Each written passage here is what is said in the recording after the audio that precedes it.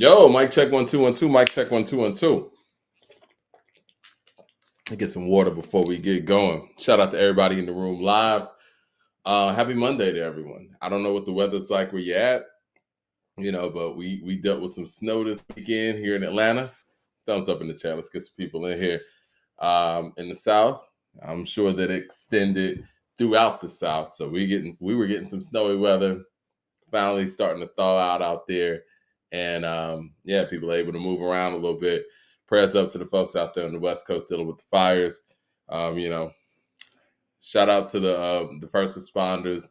Shout out to the game. The game made it very public in the fact that he was out there with the firefighters of LA and the people of LA, supplying them with what they need to be able to do their job effectively. Now, I think that is again, doing what's right is doing what's right. And prayers out to the people who are losing their homes out there, man. It's crazy.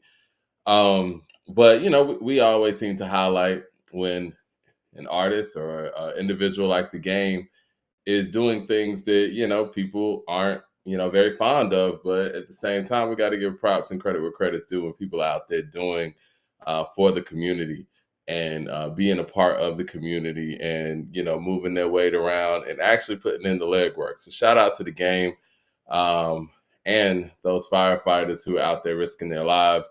The people who weren't trained firefighters who are just serving some time or whatnot, who had to go out there and risk their lives to save people's homes as well. It's just it's a wild situation, man. And, shout out to our people on the West Coast. I know we got a lot of West Coast listeners. Hope everybody is safe. Hope everybody and their family is safe as well.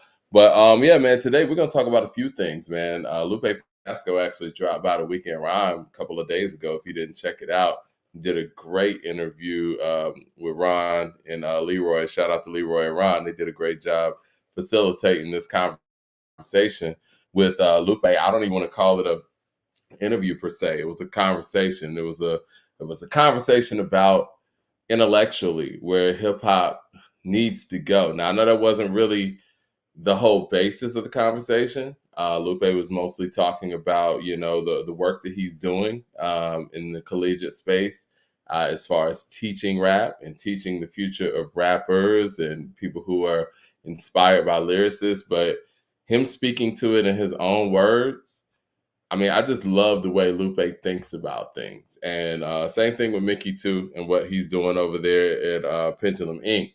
It was just a great overall conversation. So make sure you tune into that. We got that posted up on the YouTube channel. And we're going to speak about a little bit of the interview as well throughout this show, right? We're going to break down some of the AI topics because it was so much that was spoken about in that interview. We're going to have to kind of take it in pieces when Servan gets on. Yeah, shout out to everybody in the room. Thumbs up in the chat. And yes, prayers up to LA, man. And appreciate you guys in the room too.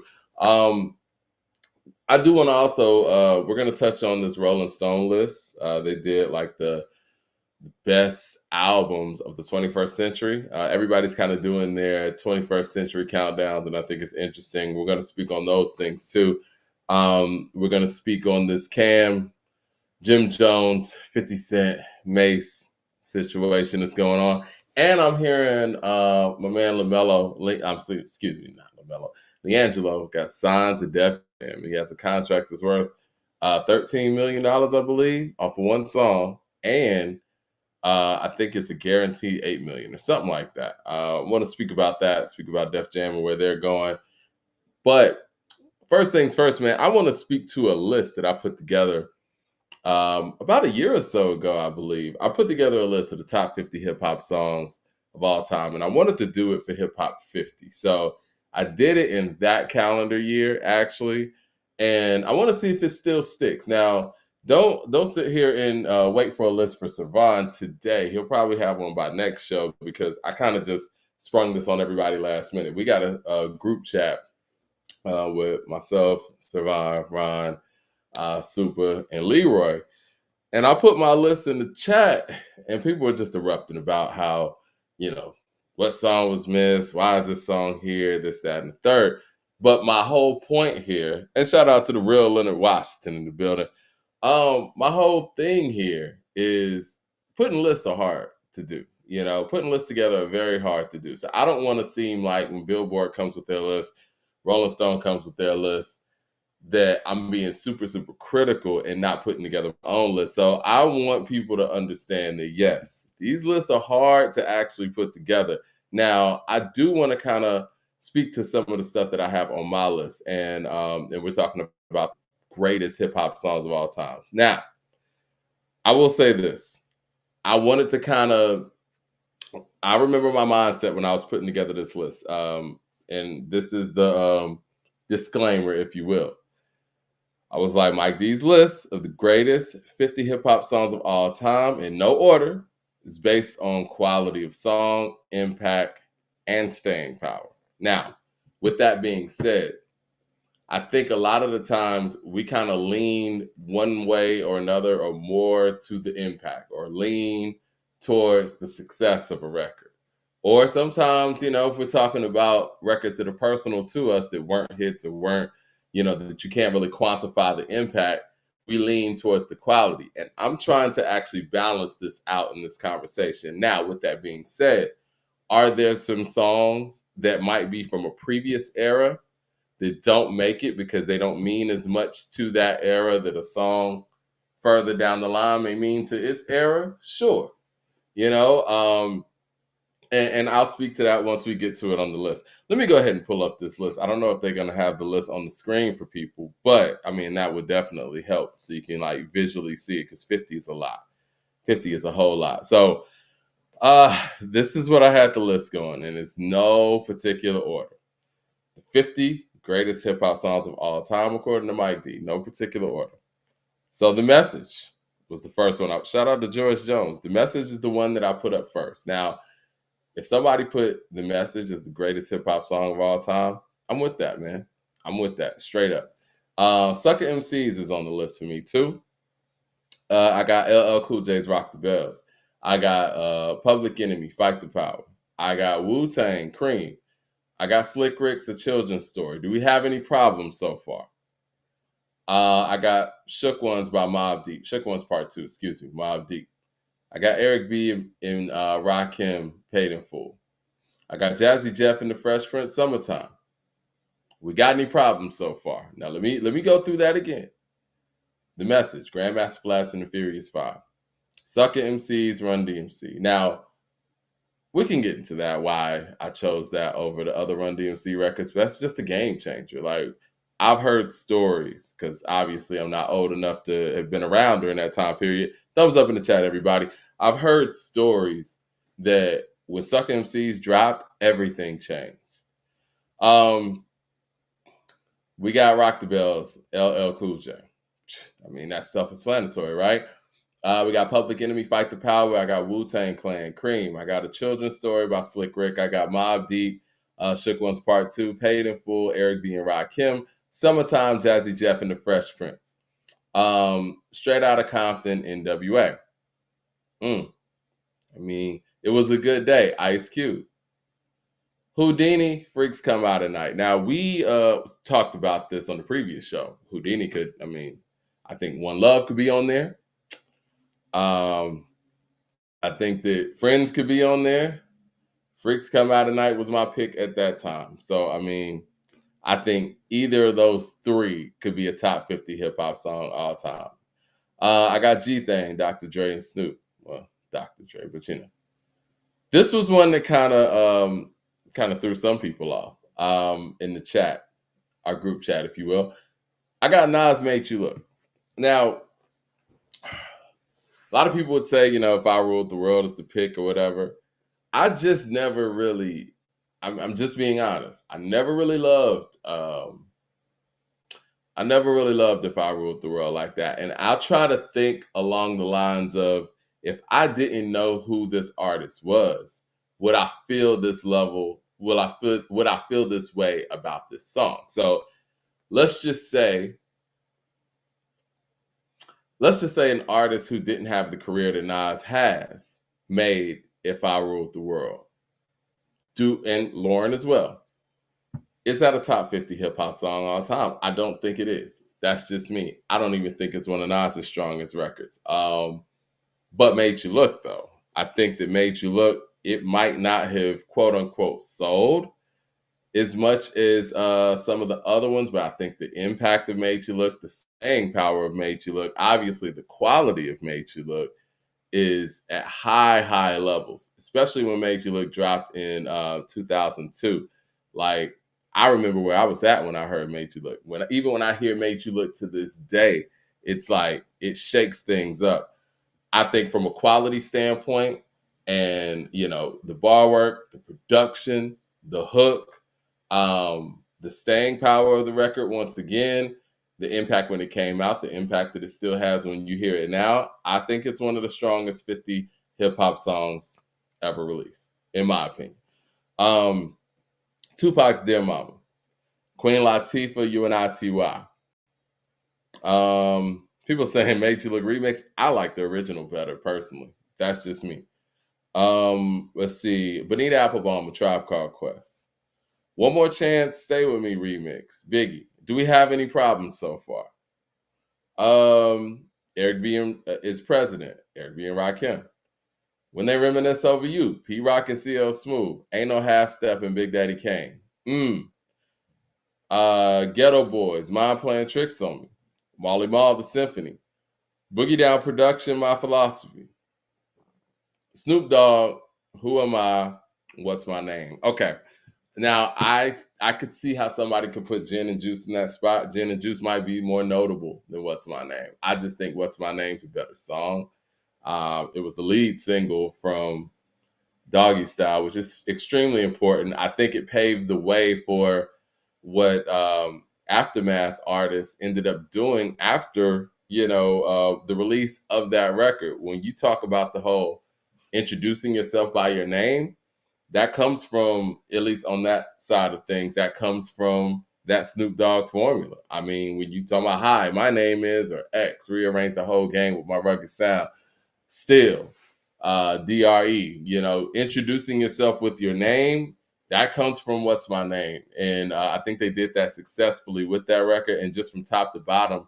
And I've said this on, A2HH Live before. I think as a radio hit and a radio single, What's My Name is probably one of the most perfect hip hop songs, top to bottom. I would say that, Biggie's One More Chance as well. Hold on one second, guys. Let's see. All right. I got Crossroads remix, Bone Thugs and Harmony. Do we have any problems so far? Goody Mob, Cell Therapy. Ooh, okay. I want to speak to Cell Therapy real quick. I think Cell Therapy, from a subject matter standpoint, from a production standpoint, the verses and their different individual perspectives of conspiracy theory, if you will, at that time, and the hook, it's been proven that the production and the beat on that record has stood the test of time. We've seen Travis Scott use it. The hook itself, we've seen various people do the "Who's That Peeking in My Window?" Wow. It's a brilliant record. Cell Therapy is one of the greatest hip hop songs to ever come out, point blank, period. And I will that's one of those records, like I said, for production, to verses, to concept, to hook. I will put that song up against anything. That song actually might be higher than many people would even think, but it's definitely a top 50 hip hop song of all time. Still DRE by Dr. Dre. Again, another perfect record. When you got Jay-Z on the bars, you got Dr. Dre on the production, Scott Storch. I think that, end of the day, this has become Dr. Dre's magnum opus. I think that still DRE and what it was for the 2001 project for Dr. Dre, it's undeniable. We're going to hear that track for a very long time, if not forever. And I think that is the face of, what Aftermath and what Dr. Dre's second career is. All right. It's All About the Benjamins. Man, All About the Benjamins, I think, is one of those posse cuts that is quietly the greatest hip hop posse cut of all time. And that's including the symphony. When you have Puffy's most memorable verse, You got Sheik going crazy on there. You got Jadakiss on there doing what Jadakiss does. You got Lil Kim with one of the greatest features ever on there, and you got Biggie closing it out, and you got one of the greatest produced songs, one of the most memorable beats in hip hop history. Oh, and then the hook itself. I mean, All About the Benjamin is just one of the greatest hip hop records, period. And it just happens to be a posse cut.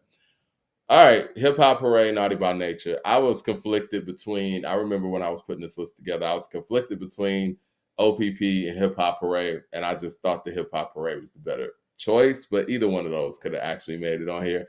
Bombs Over Bad Dad for Outkast. That was more of a Sonic's choice. I think that was more of the fact that these guys made a song that I don't think anybody in hip hop could have made. And I think they were the perfect group to do it. They did it. It was prophetic. It was welcoming into the new millennium what we were going to see, a bunch of chaos. And I think timing is everything when it comes to music. And yeah, when you're able to place a record in a timeless spot, in a timely spot, it could easily become timeless. And I think this was the right record from the right group at the right time. We're going to talk about that Rolling Stone list, and they had Stankonia as the greatest hip hop record to come out in the 21st century, and Bombs Over Bad Dad's a big part of that. Now, granted, I don't agree with it being number one, but we'll get to that in a second. All right, Lil Wayne's a Millie. I mean, I think a Millie's a game changer for him. Wayne has said it himself. That's his GOAT record. They asked Wayne, of all the records that he's done, what is his GOAT record? He said a Millie. A Millie is the one that pushed the Carter 3 to 1 million in a week. Now, I know what the numbers would say about Lollipop and all that, but nah, a Millie is one of those examples of an artist doing what they do best and finding success out of it. And that's what makes a classic record for that, artist. Now, granted, are there some records from yesteryear? Do I like a Millie more than I like Incarcerated Scarfaces by Raekwon? No.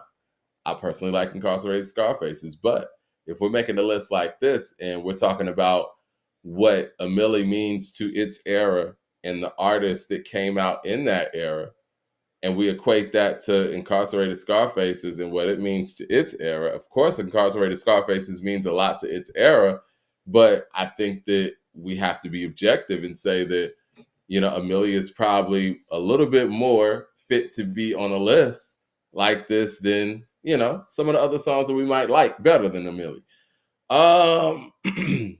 Warren G. Regulate. I mean, it is what it is. Future March Madness. Same concept. I mean, it just means so much to his era. And Future means so much to his era. Kanye West, Jesus Walks. 50 Cent in the Club. Migos, Bad and Bougie.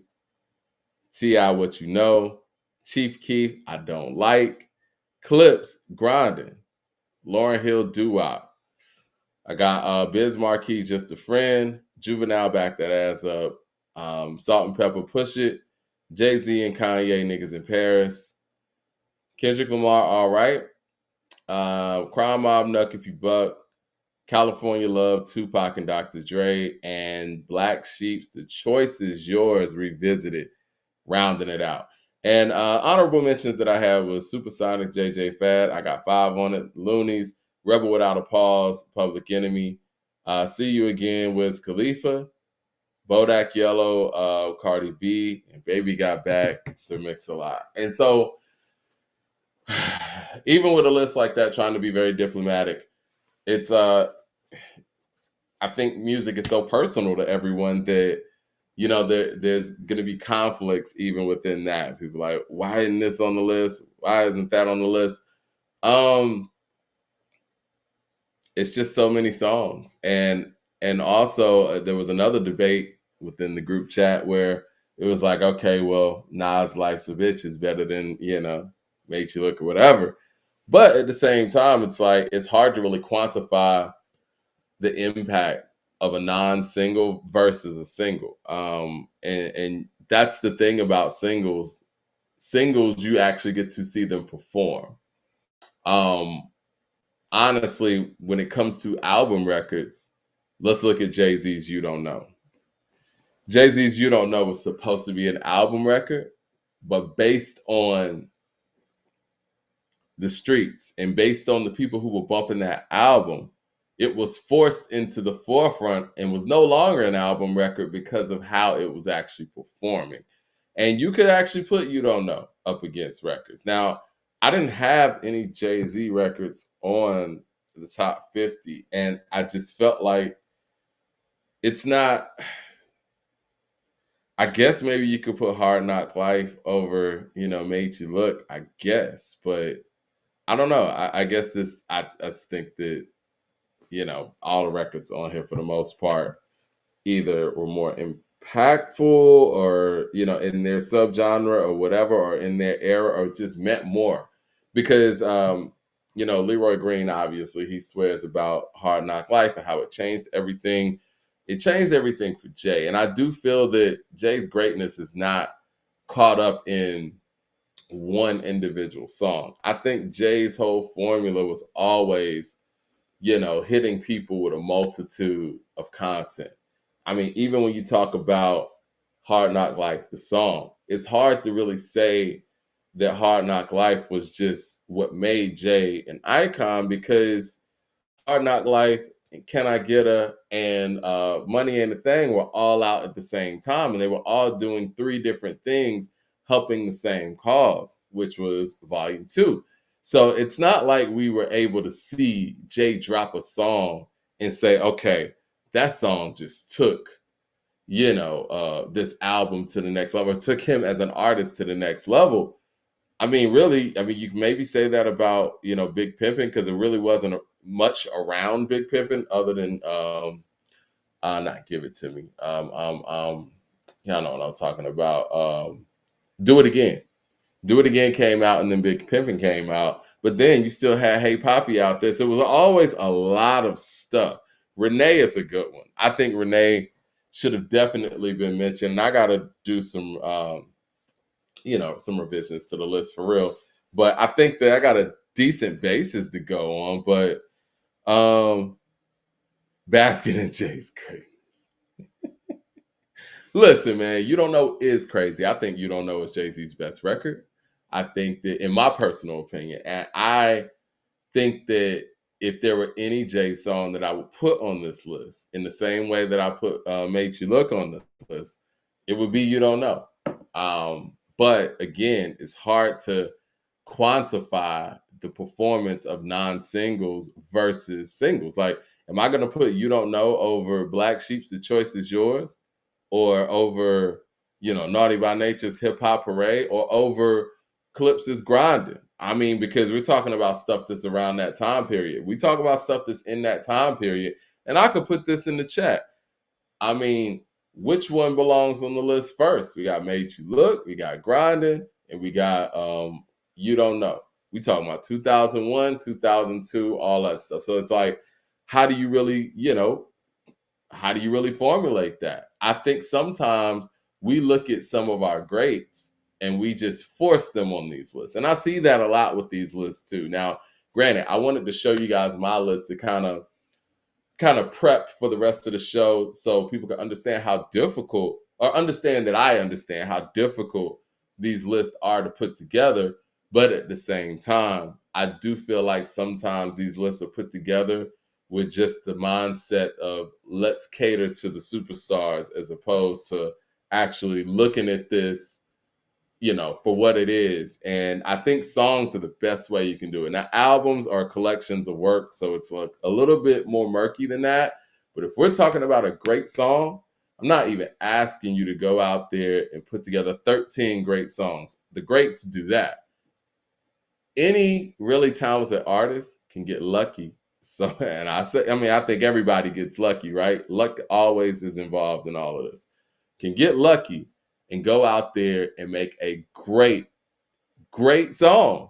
They might not be able to duplicate that. I mean, I was sitting there watching videos the other day while I was snowed in, and the Thong Song came on. It's like one of them MTV networks or whatever. And the Thong Song came on, and I'm like, he couldn't remake that record. And Cisco is very talented. can't remake records like that.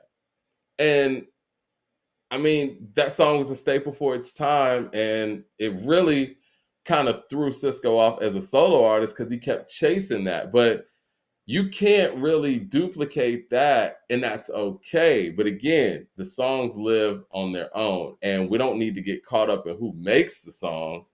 It doesn't matter who made The Choice Is Yours by Black Sheep.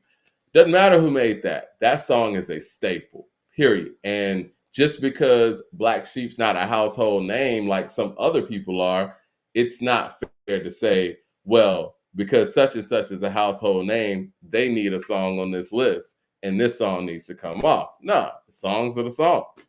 But yeah, let's get into this list, man. Saran, you in the building? I think Saran is, or at least on his way. Let's see. Let's get him on the way. Let's see him on in. But yeah, Rolling Stone, they went for the album list, and the album list is cool. I mean, it's not cool, but we'll get into that. But you have to actually be able to quantify these things based on them on in. But yeah, I'm getting the echo. Whose end is that? Album. Whose end is that with the echo? Somebody needs to mute. But let me pull up Rolling Stone's list real quick, because many people took issue with Rolling Stone's list, but we'll go through and dissect it, because that's what we do here. Thumbs up in the chat, everybody, so we can go ahead and get to this conversation. Yo, yo, yo. So Rob, what's good, man? How you doing, man? What's good, man? What's the weather like down there? Cold as hell. Y'all still cold down there? Let everybody know like where you're at, like location. I mean, you ain't got to get too specific, but you know what I mean. I'm in Jacksonville, Florida, Duval County. Well, I don't stay in Duval County. I'm in Clay County. I'm gonna keep it real. I stay in the burbs, but as you should. I grew up in Duval County. It's burbs in Duval County. I just happen to be in Clay, but I grew up in Duval County, from Jacksonville, so that's where I'm currently at. Nice shirt, man. Greatest group of all time. Appreciate it. I see. I have to give a rebuttal against something, man. There's one thing that you said, and I'm a fan of this guy, and I still want to interview this guy. You said that Cisco tried to chase the sound out the Thong song. That whole Unleash the Dragon album was fire. It was fire. I think that, and it wasn't really more so on his solo career. I think that, and I know you're a real R&B head, so we can have this conversation.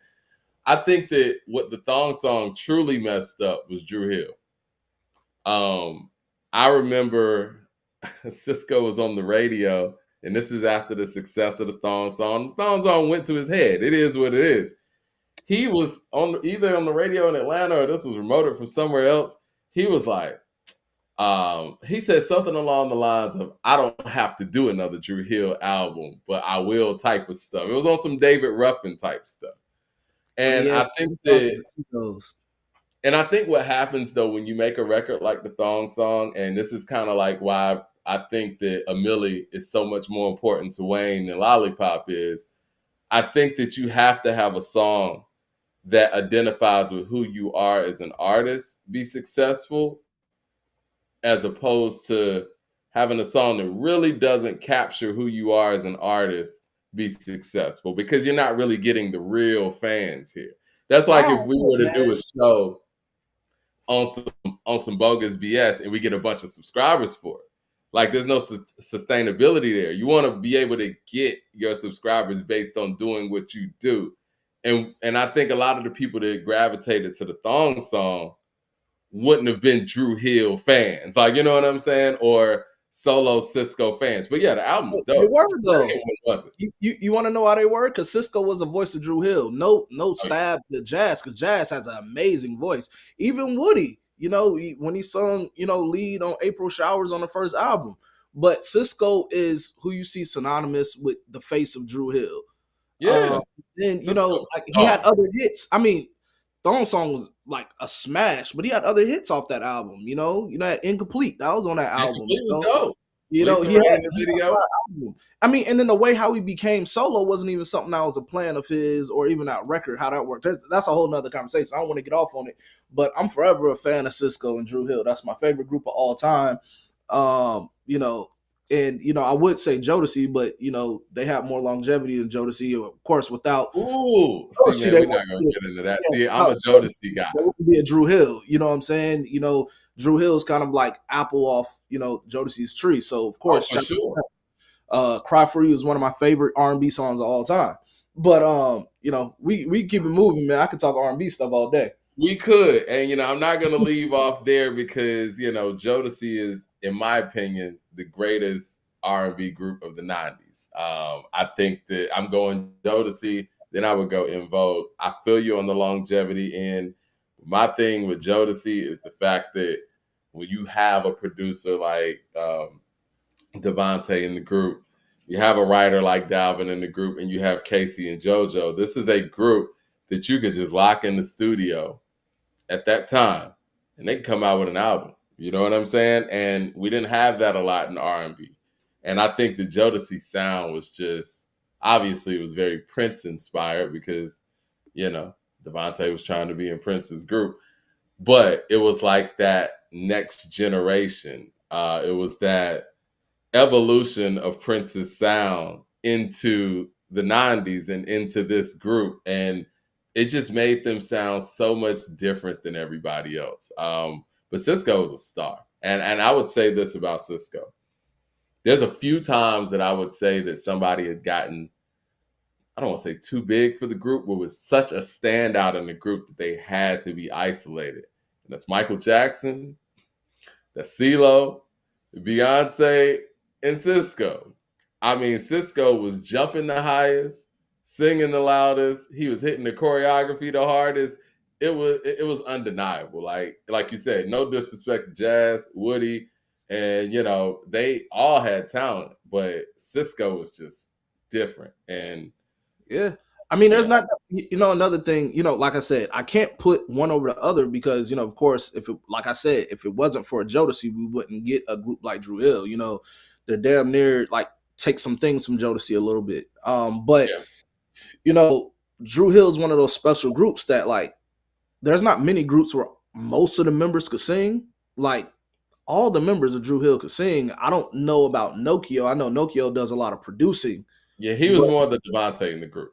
yeah, but all of them could sing. You know what I'm saying? So it was like that was Yeah. special, man. But like I said, man, that R&B conversation could be a whole nother thing, man. We can do a whole nother show about that. But yeah, You know what? When I was looking for this Rolling Stone list, I came across this, and I don't want to get too far on the sidebar.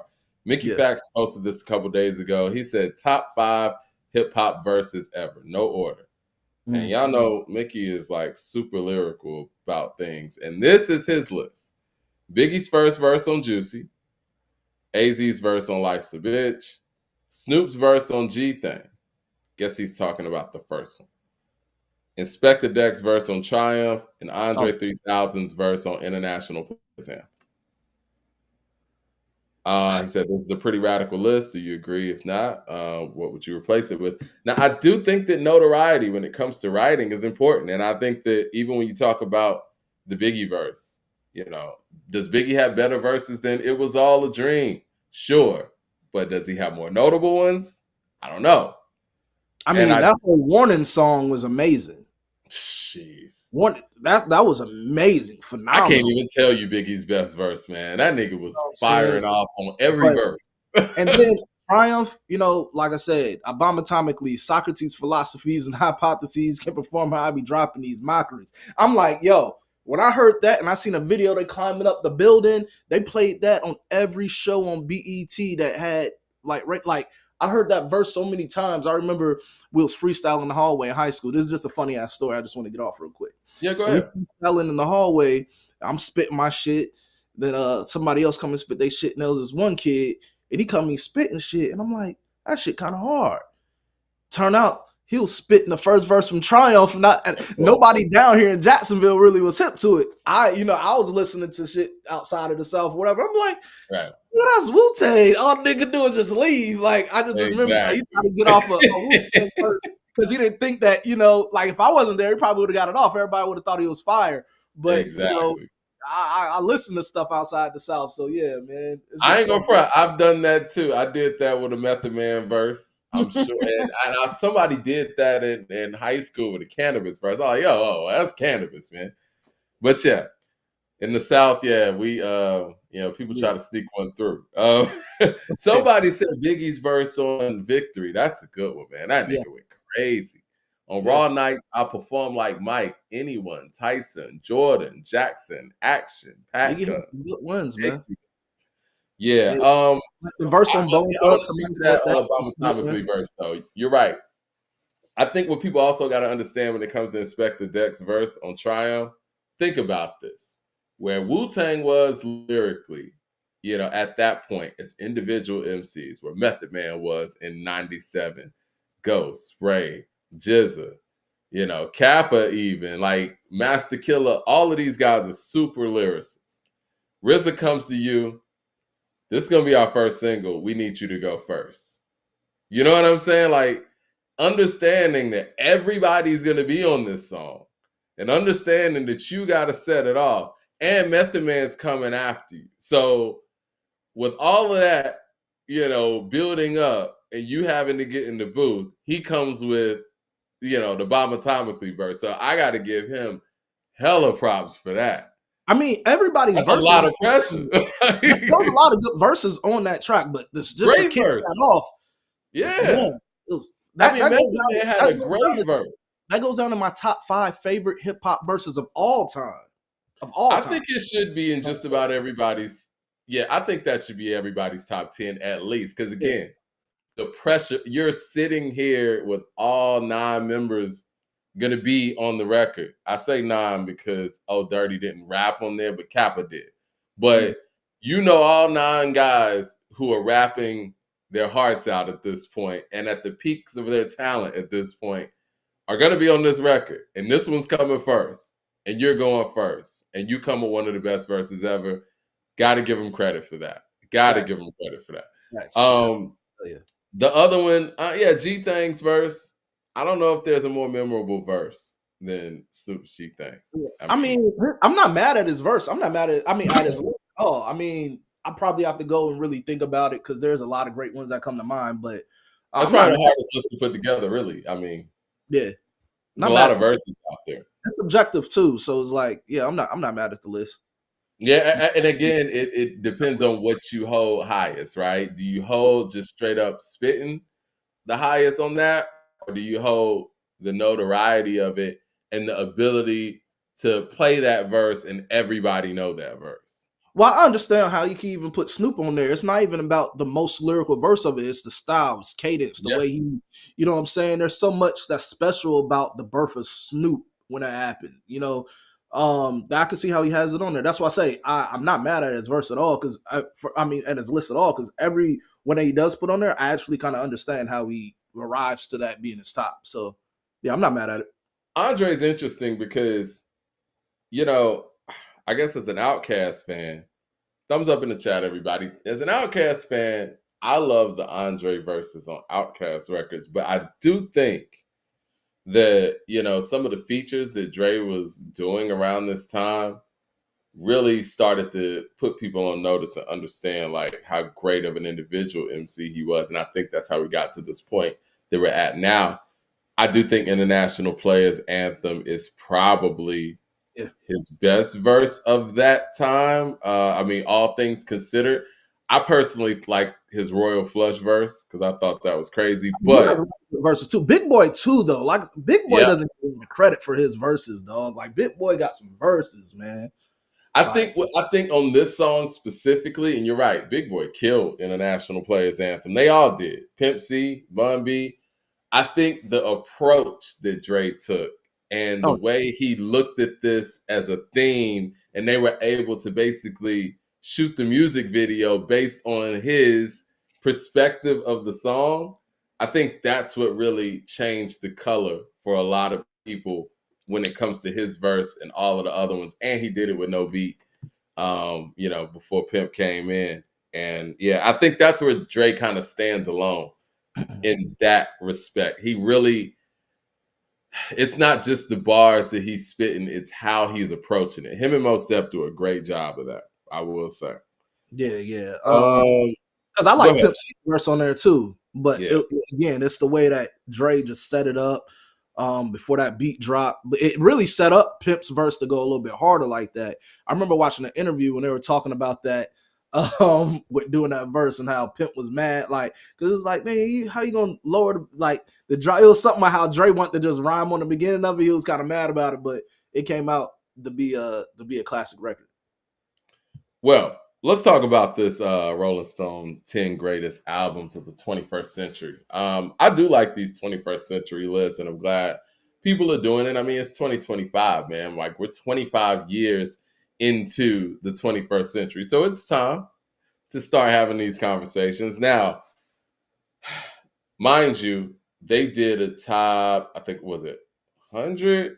Whatever number it was all genres. So what we're doing is we're picking out the stuff that was, from hip hop from the list, and we're putting that in order. And so, with that being said, I think Stankonia was number 4 overall, but it was the first hip hop album that was listed. Their number 1 overall was Beyonce's Lemonade. And I mean, before we get into the list, I mean, I know you're an R&B guy. Can you So speak to what is that? this list composed of? Is it just all music or is it hip hop and R and All B? music, all It was all music, music. Okay, got you. and And they all had music. number Yeah, one. Lemonade was number 1. Interesting. Okay. So okay, Stankonia was number 4 overall, but it was number 1 as far as rap albums. Good Kid, Mad City from Kendrick Lamar was would have been number 2. My Beautiful Dark Twisted Fantasy would have been number 3. Jay-Z's The Blueprint, number 4. Missy Elliott's Under Construction's number 5. Drake's Take Care is number 6. The Carter 3 by Lil Wayne is number 7.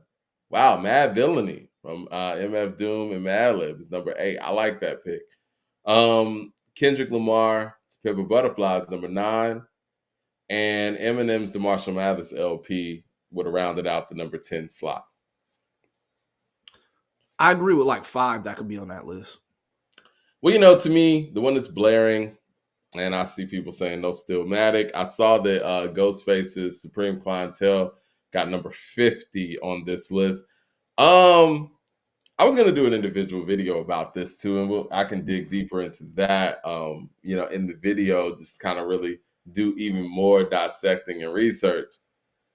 But man, how the hell is Get Rich or Die Trying not here? And what does Rolling Stone have against 50 Cent? I mean, Under Construction, number 5. Listen, I love Missy. I love what Missy was doing at the time. You know I if they think had I've said on this show, I think Under Construction is a classic album. It ain't this high. It's not. I don't like that list. I'm just gonna be honest with you. Yeah, go But ahead. 5 joints on there. I agree with Beyonce. Wouldn't that Lemonade album wouldn't be number 1? Because I don't think that's Beyonce's best album. So that's simply why I wouldn't put that on the list. What do you think is Beyonce's best album? Sidebar. She has some good ones. I really like that. What's the album she shot all the videos to? It had the joint with Drunken Love? Talking about the Beyonce album? Yeah, it was like one of her early albums. She had done music videos for every joint. Yeah, that was a good album. B-Day had a lot of stuff on it. Yeah. B-Day and man, I don't know. I gotta go back and look at her joints, but I remember that album firsthand. My mom played it like crazy. But yeah, man, it's hard to have Lemonade number 1 or even on a list and you don't have Usher Confessions. That's like hands down one of the best. What's the last greatest R&B album you've heard since that, for real? I mean, you're right. Hold on. Mad Max to the super chat says the list was whack. Get Rich is not on the list. Billboard Eat Up. This was Rolling Stone, Mad Max, but we're gonna get into that Get Rich thing. Yeah, I think it's interesting when you talk about Confessions, because I do think that the narrative out there is that Confessions is the last commercially successful and commercially viable R&B album. It's not, but I feel like from beginning to end, nonstop, no skips. Confessions is up there. I actually like 87. What is it? 8701 or 8702? I Yeah, forget. I like 8701. I like 8701. 8701 too. I That was mean, a but great album as well. But like yeah. Confessions was like that's peak, all the way peak hit Usher. You know what I'm saying? Like there's R&B albums that was commercially successful that was just as good because I think Life's first album is amazing. You know what I'm saying? Life Jennings' first Well, album there's is levels, man, amazing. because Confessions did like 20 million or something. Yeah, Like, yeah. He deserved to be on there. I mean, so don't strike me as saying like there was no other commercial ones. I don't really remember the timeline. I was in high school around a lot of these, but like mhm, I know that Life Jennings had a very great R&B album, his debut. I feel like Jamie Foxx Unpredictable is a great album beginning to end. agreed, agreed. Um, there's some other R&B great albums that came out to Confessions, but not having Get Rich or Die Trying or Confessions on that list is crazy. Well, I'm sure. All right, let me go through the whole list then. I mean, not the whole list, but you know what I mean. I want to fill in some of the blanks, right? Um, so Lemonade's number one. Radiohead's Kid A is number two. Interesting. I like it. Frank Ocean Blonde is number three. They man, the way that they glazed Frank Ocean up is wild, man. Taylor Swift, Outcast Stank on it was four. Taylor Swift's Folklore is five. Good Kid, Mad City six. SZA SOS is seven. SZA has good albums. Kanye 808s and Heartbreaks is eight. Let's see. This is whose Um, list? let's see. The Strokes was 10. D'Angelo Voodoo was 11. Blueprints 12. We're looking for Confessions. Okay, Beyonce's Beyonce album, the self-titled one, is 16. I think that's her best album, I honestly. do too. Adele's 21 is 17. That's where, and 18 is where we got Missy Elliott's Under Construction. Let's see. Super chat from Mad Max says Take Care is on the list, but no Country Grammar. I like Drake, but Take Care ain't even a hip hop album. It's R&B with some raps on it. It's like 5 songs. No Supreme, no Lost Tapes, no Get No, Rich. Now I know Supreme Clientele was at 50. I'm trying to find where Get Rich or Die Trying and Confessions is because it's got to be here. I'm just gonna scan that. You want to go ahead and talk while I'm looking for yeah, the yeah. digits? I'm with Matt's on Country Grammar not being on there, but I for agree. me not being much of a Drake fan right now, Take Care is that album that I did frequent for Drake often. I actually love that album when it dropped. Um, They got so Renaissance at 37. They wild. they have who at 37? Beyonce's Renaissance. I got some Beyonce fans at Rolling Stone. Renaissance actually wasn't a bad album, but I don't know, man. There's so many other greats. Like, 37 of the, of the man, I whole don't know, man. Have three century. Beyonce albums like kind of occupy those spaces when there's ones that hasn't. There's albums that haven't even been mentioned. It's kind of crazy to me. Right. I still haven't seen Confessions yet. So you're telling me that self-titled Beyonce album, Lemonade, and Renaissance are better than Confessions? Yeah. Oh well, That's here's hard another to say. thing though. I think Country Grammar could be on that list, but I actually like Nellyville better than Country Grammar. You know That was what? Nellyville was at That's one. not a crazy thought. Yeah, I Nellyville was at think that one. what Country Grammar did was amazing, and I would probably give the nod to Country Grammar. The singles were just so Country Grammar was so top heavy when it comes to the singles. Like you can listen to that album, and you know where the singles are at. Whereas, like you said, on Nellyville, you could tell he was just better as an overall artist, and he was reeing up. And it could be argued that the singles on Nellyville are just as good, if not better, than the singles on Country Grammar. But the album songs on Nellyville are better than the album songs on Country Grammar for Well, sure. I feel like Nellyville's singles were bigger. You know, You know what? Numerically, they were. yeah. I mean, they But were. I mean, Dilemma's the biggest single he ever released. Hot in Here is one of the biggest singles of all time. So, yeah, they were definitely they were monster records. the Black Um, Album's number 54. So how did the that's Black Album get missed here that's then? very low on the list, in my opinion. Okay, Found Confessions, number 52. That's low. That's low on the list too. But like I'm saying, if they're going based on all genres, you know what I'm saying? Like I don't know how they put together this list. Put it like this: the list is culturally wrong. They have the right albums on there. Sometimes they're not placed right, and then some of them there are ones that are better than those that deserve to be on the list. And then like I said, like there's some ones that need to be higher because like Get Rich or Die Trying should definitely be very high on that list. Well, these are the ones that are ahead of Get Rich or Die Trying. Clips Hell Have No Fury. I don't That's at agree. I like that 56. album. I like the album too. I don't agree. Dilla's Donuts. We got I'm Still Going, and it's still no Get Rich or Die Trying. Let's see. Kendrick Lamar's Damn. So Kendrick has 3 albums better than Get Rich or Die Trying, according to these guys. Yeah. Let's see. Still see no Get Rich or Die Trying. Still see no Get Rich or Die Trying. I'm in the 70s right now. I think there should be 50 because back on the one joint, 50 said, fuck the source of the cover of Rolling Stone. So, Rolling Stone haven't really showed them too much love since then, I think. Cardi B's Invasion of Privacy is 84. Good 808s album. and Heartbreaks is 83. Let's see. Heartbreaks higher. Chance the Rapper's Acid Rap is 87. I've never asked you how you feel about Chance the Rapper. I know. Do you feel like Chance is a little bit more of your generation or a little bit after? Nah, it's definitely my generation. Like Acid Rap came out in college. What are your thoughts on Chance? He just got to get back to making good music. I feel like he fed a lot of material to other people with ghostwriting and stuff like Kanye and stuff. He just needs to get back to just making good music. I know the last album I think was like a lot of dedication to his wife and all that. You just got to get back to just making the music. I think people like him and like a Travis Scott or whatever, I think they have the ability to kind of transform the sound to wherever they want it to be. Travis has lapped him twice over now, but I feel like Chance, he has the ability and the creativity to be able to do something dope again. I never was a big Chance fan. I guess I just didn't get it. I remember hearing Chance.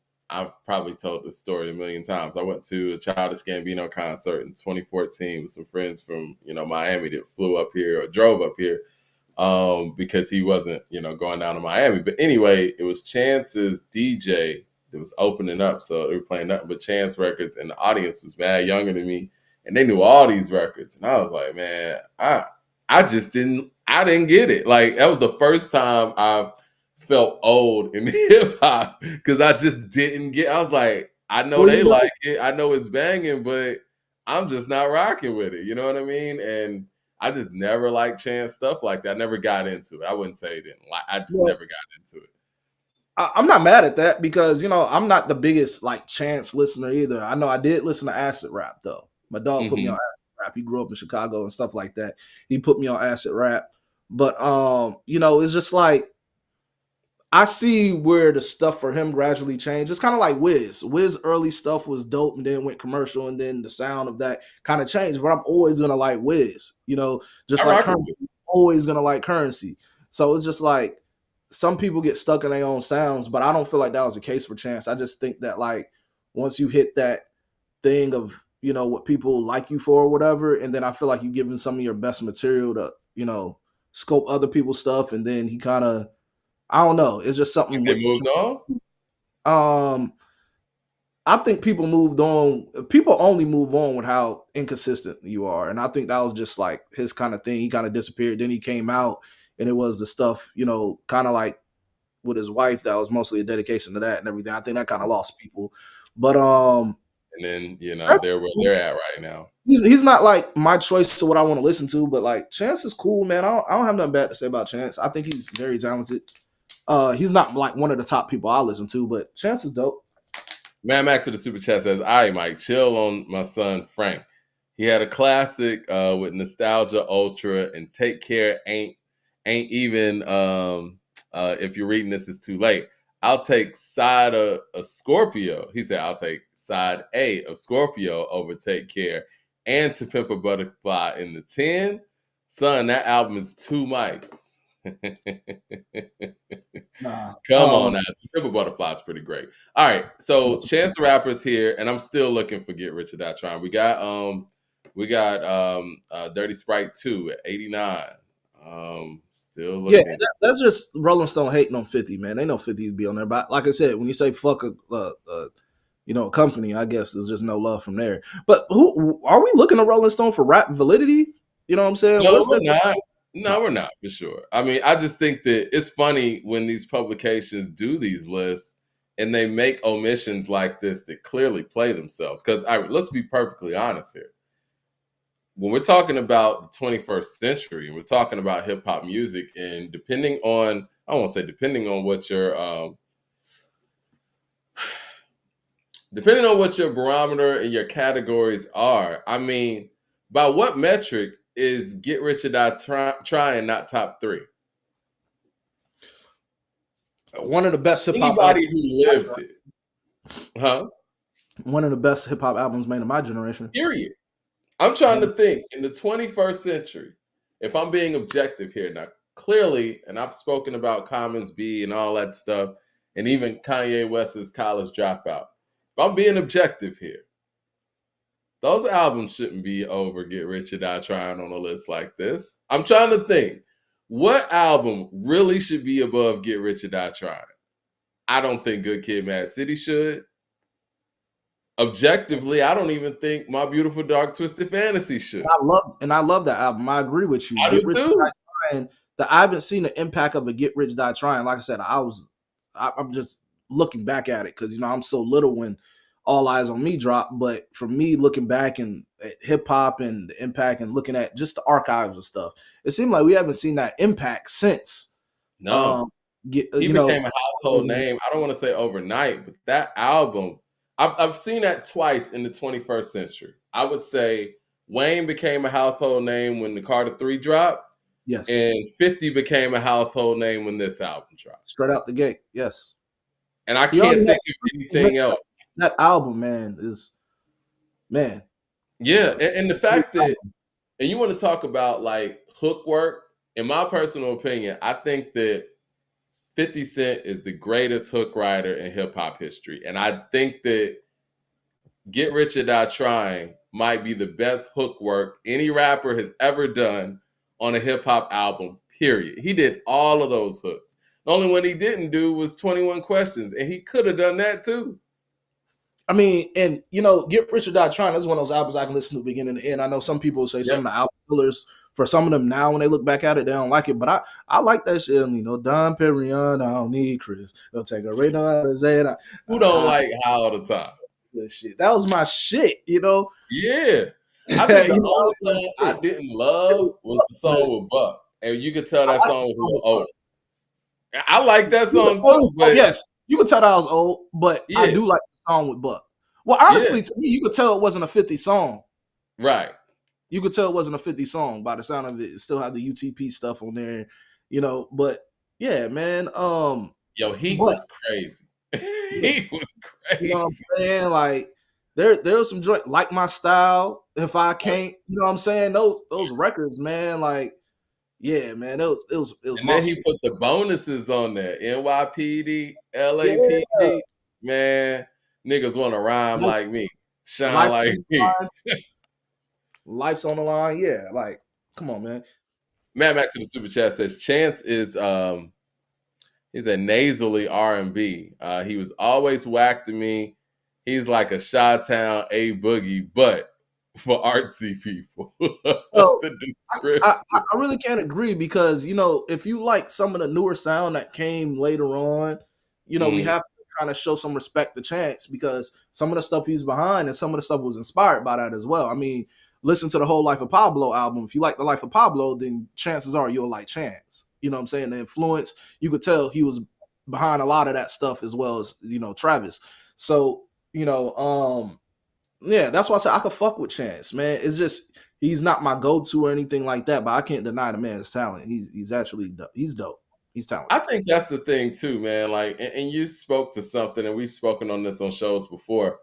I love Ye, man, but I do think that at some point in recent history, Ye is going to have to show that he's directing the ship because, like you said, Life of Pablo does sound very Chance the Rapper-esque. You know what I mean? And, Travis too.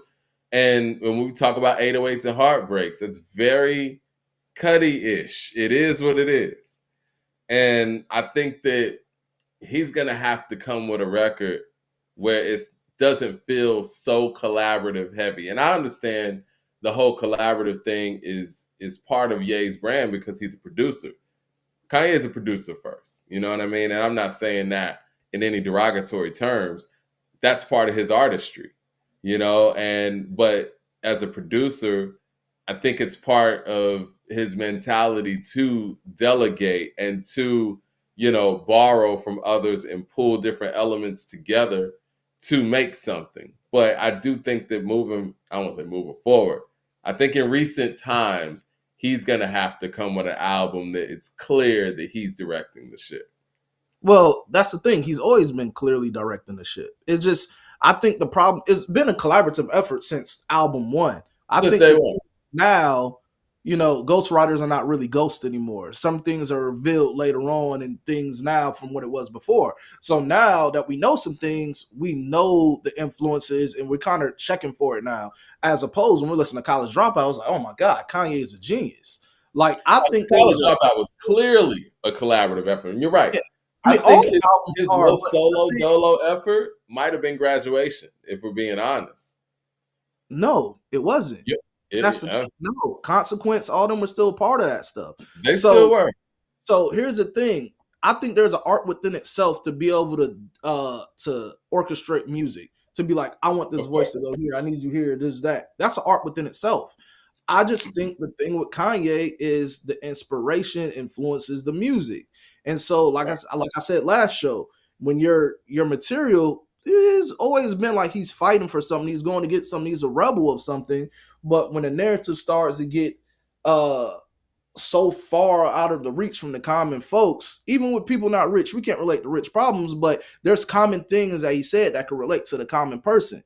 I don't think what he says outside of interviews and wild things his takes, that doesn't help you. And then on top of that, the music is something that the common people don't even give a fuck by after you done disrespected them and made them feel some type of way. I just feel like that's where it start becoming, you know, kind of crazy. Like I said, my last favorite Ye album was Life of Pablo, and that's where And, it stopped for me. but I think what Kanye has working in his favor is the fact that people still, those people you're talking about that have discarded him in that way because they feel disrespected by him, they want him back. You know what I mean? Like I the mean, he has people a want superpower. Kanye to relate again. They want that. And I think that's the one thing he has going in his favor, but he keeps moving further and further away from the fray in that way. Yeah, Let me get to Mad Max's super chats right. real quick. Hold your thought real quick. Mad Max says, Get Rich or Die Trying is the best hip hop album of the 21st century. The impact alone, 50 is living off that album today. The album gets crazy burn outside of the States Facts. today. He says, Mad Max also says, Get Rich so impactful that people my age and under really put him up there with Hove and Nas off of that album alone. And he's not them. 50's moment was so crazy that he had us buying bulletproof vests. Mad Max also says 50 had the longest run as King of New York when Kiss, Jay, Nas, Cam, etc. was still out. He even made Hove retire early. They not telling me Get Rich or Die Trying is not number one. I like your enthusiasm with that. I will say this: bulletproof vests and all, but he also had niggas buying Lloyd Banks out. Like Lloyd Banks and Buck were going gold out the gate. You know Her what I'm albums saying? Like, fire though. Her albums is fire. no, they were, but they weren't the type of artists that would be moving these kind of units. Like, this was off of this is off of the momentum of Get Rich or Die Trying and the G-Unit albums. Like, yeah, they were putting out quality, but Buck at that time, I think Ludacris might have been the only Southern rapper selling more albums than Buck at that time. That's how big Buck was. I think Like, because the direction of where hip hop went, I think Buck would have still could have had a career. You know what I'm saying? I think he still could have had a career. Now the thing with Lloyd is kind of different because Lloyd is kind of like a recluse, and then the music sometimes doesn't translate to how people want it mainstream wise. So I could see how you can make that case for him. But I feel like where hip hop went in the South and all that, I feel like Buck could have he still would have had something going for him. Yeah. You know, because I like Banks' first two albums. I think Rotten Apple leaked, but I like the Rotten Apple a lot. I think the leaking of that album back when leaking could really hurt you is what hurt the sales for that. But hell, 50 had Tony Yayo selling, so Yeah. you know That what I'm too. saying. So yeah, They the were impact selling was free Tony Yayo shirts, man. Like what Yayo say is like, Jada, fuck your punchlines. My shirt went platinum. yeah, like Like these guys were the G-Unit members, and I'm not saying this being disrespectful. I'm just saying like this is how impactful this 50 Cent wave was. You had Lloyd Banks, Young Buck, and Yayo outselling Chic, Jadakiss, and Styles. Like this is what it was. that's not really hard to do though. And no, it's not. But It's like again, these it's are not people. smart. I feel what you're saying. You're right Yeah, to some degree, but these are guys that are thought of, in high regard in the streets. Like, you know what I'm saying? yeah, And like but the core of the hip hop dynamic in New York City, maybe with the exception of Buck, but but you know what I mean. the streets is not to go to why these record sales are so high. I Clearly. still stand on everything by saying I never heard a bad Jadakiss verse ever, right? Mhm. And I love the lots, but they never really was like big selling commercial artists. That's not really like their MO.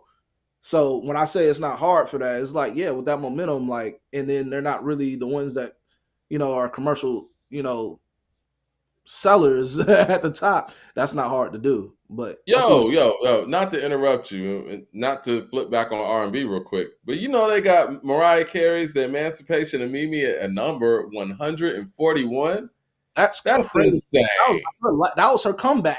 Yeah, that was one of the biggest albums of the decade. Yeah, that was her comeback. So Where's yeah, the disrespect from Mariah coming from? yeah, that's Yeah, that's nuts. Come on, man.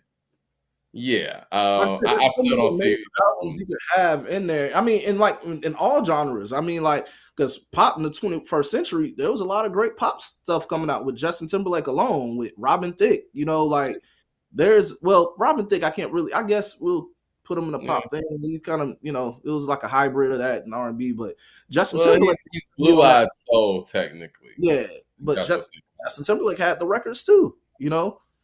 So I don't know.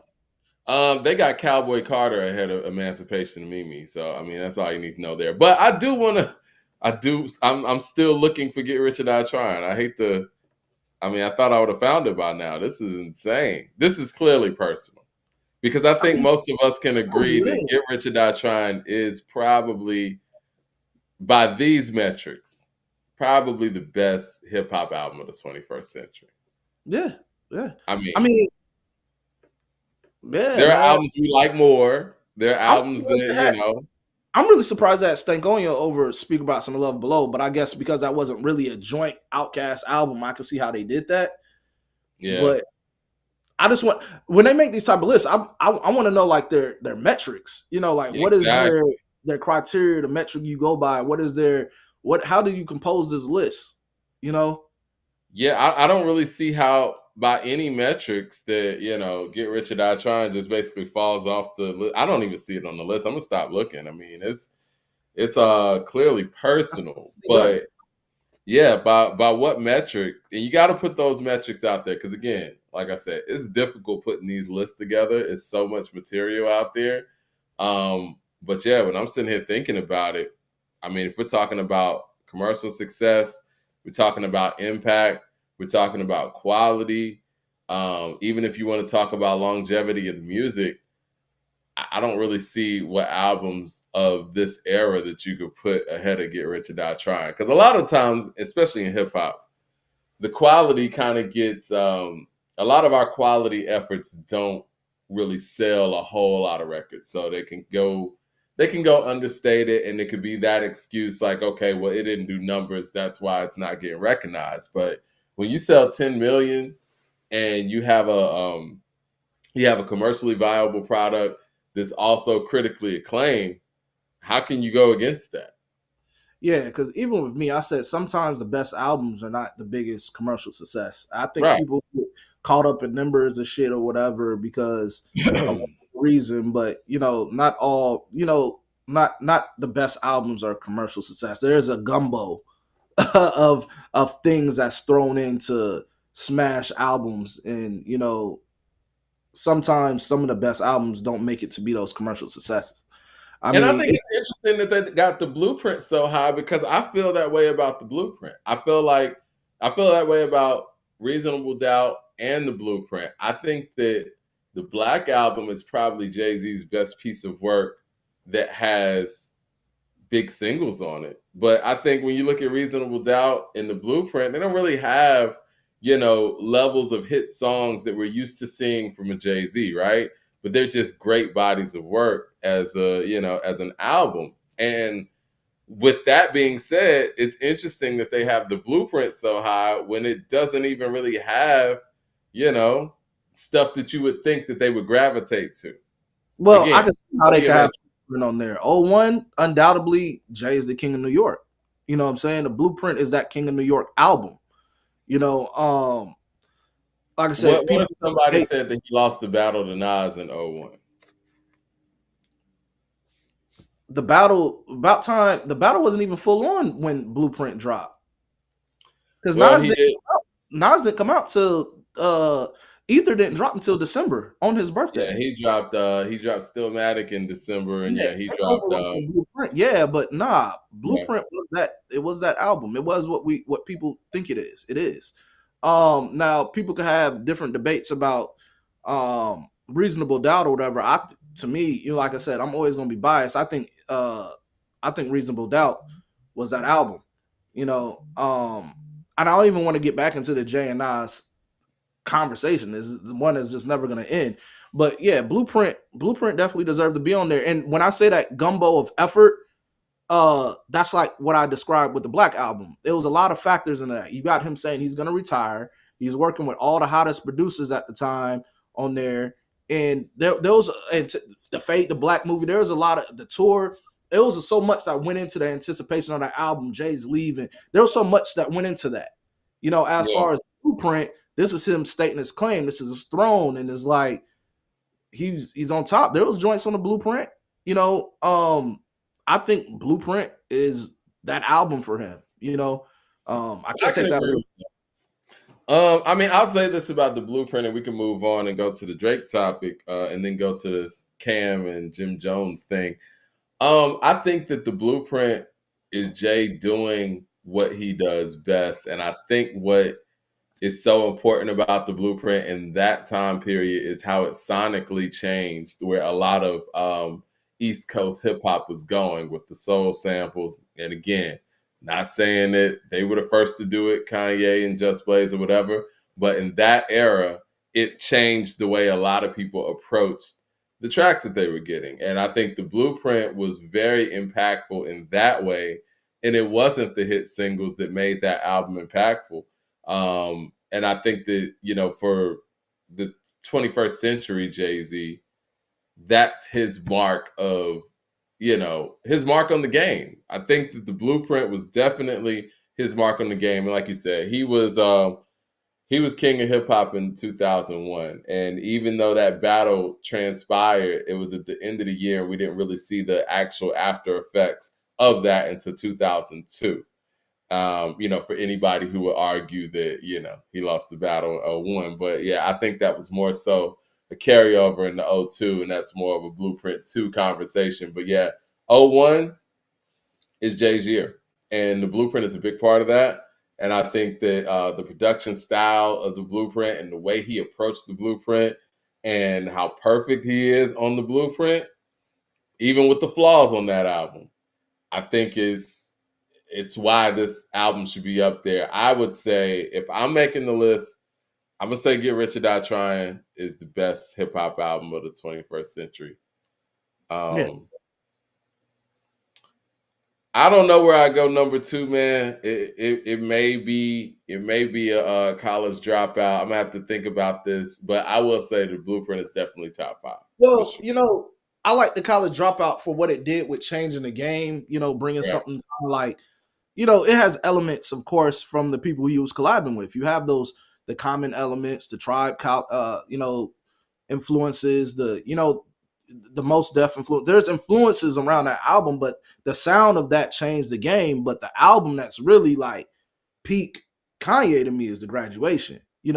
That's where it literally changed the sound of hip hop, because you outsold 50 and you went into a whole nother. This is Yeah. where hip hop literally changed the course of what it's going to be from there. You're right. You're right, and I've said that before too. I think that the notion that how do I say it? A rapper who is not, you know what I'm saying, coming with some street credibility or whatever, that is a backpack rapper, if you will, can actually move units in the mainstream like that. It starts with Graduation, to be perfectly honest, as a solo artist, right? We've seen it with groups before, with Tribe and with Outkast and folks like that. But Graduation is that moment, and that's the turning tide. David beat Goliath, and that Goliath being 50 at that time in the Interscope machine. So, yeah, I mean, I can agree with that. It's just so hard because the college dropout is such a bold statement, and it brought us such a bold individual. And it's the one, even though Graduation's the one that actually was the finishing move, it all Mhm. starts with Graduation. Oh, And for him facts. to That's come a in the whole door lot. in the way that he did, and they didn't want him to come in the door this way, like he refused to change his content. He was like, nah, I'm gonna make it this way. They wanted him to do other stuff. He's like, nah, I'm gonna make my first single with my mouth wired shut. Like, that's some bold shit. Rock star shit for sure. It's so great to be able to talk about great albums and great music when we see where the game is right now. You know what I'm saying? It's Mhm. kind of like I'm just looking at the news cycle of hip hop, and this Yeah, is like it's a drought. In it certain is, man. stories in hip hop, people are hanging on to. Because we have nothing to talk about. And I some don't stuff, want to talk about Drake suing motherfuckers. Like, I want to talk about music, man. I want to talk about bold yeah, musical moves. I mean, I know we got to talk about Drake suing we folks gotta and talk all that, about. but Yeah, we gotta talk but about I'd them. rather talk about, Drake making a bold move with a single, or, you know what I'm saying? Or, I mean, I give Drake and Kendrick this. They gave us some music last year for sure. And that was an exciting moment. We need more moments like that. Now, with that being said, what's going on the Drake lawsuit situations? Well, I think the petition just got pushed back, so I don't know much that's really going on with that. I think Yeah, it said that they were supposed to start that whole case thing or whatever, the trial thing for that on the 28th, I believe, but yeah. I don't know if it was pushed back to the 28th or it's being pushed from the 28th. So I have to go confirm that, but it's coming soon. In the meantime, that freestyle, man, I know we spoke on it previously, but it's the following stuff after the freestyle that's kind of crazy to Mhm. me. You have academics. He gets on his show or his stream, and he basically just outs LeBron as allegedly cheating on his wife, and I feel like that was some sucker shit. Number one, he's like the hand is so far up academics ass Paul's that the puppetry is crazy, man. It's just like I don't understand it. I've never seen like I'm a J fan. I'm a biased J fan. But I could also be objective when I need to be objective. And there's some Well, things that's I'll what journalists are supposed to argue. do. Man, There should, this nigga yeah. has Drake's whole. Oh my god, I've never seen a dick rider like he's elite dick rider. He's up there. Oh, He's let me go to elite. the super chat real quick. 007. Shout out to 007 in the room, man. How you doing, brother? Good to see you. He says a boxer wins 11 rounds and then gets knocked down in the 12th round with a devastating uppercut. Didn't he win the fight? 2001 was a Nas year and KO, and it was a KO. I mean, I Um, don't agree with that. I don't think 2001 HNY. was a year. Hey man, Stillmatic's a great album too, and I think that too. If we want to talk about putting the Blueprint so high on a list, I mean, Stillmatic has to be in the conversation too. I think the Blueprint is the superior album, in my opinion. I know y'all probably gonna kill me in the room, but I don't think that Stillmatic is that far behind. I think lyrically, Yeah. if we're parsing hairs here, I think the production on the Blueprint's better. I think that the songs on the Blueprint are better. But if we're talking about mic performance, I'm going to give that nod to nods between the two albums. I think that Braveheart Party kills Stillmatic's chances. I wasn't a big fan of Smoking, and I wasn't a big fan of Got Yourself a Gun. But everything else on that album, it goes. But saying all that to say, if we're gonna hold the Blueprint super high, because it has its misses too. Jigga That Nigga Jigga's a miss. Hola Ovito's a miss. You know, I personally don't like Renegade. I won't count that as a miss because people love the record, but I just don't think it fits on the album if we're talking about actually, you know, putting together an album and engineering an album and all that. But yeah, that was a sidebar. I'm sorry. Let's get back to what we were No, talking yeah. I mean, like I said, man, like I both have those dudes in my top 10, you know, hands about. down. So it's like it is what it is.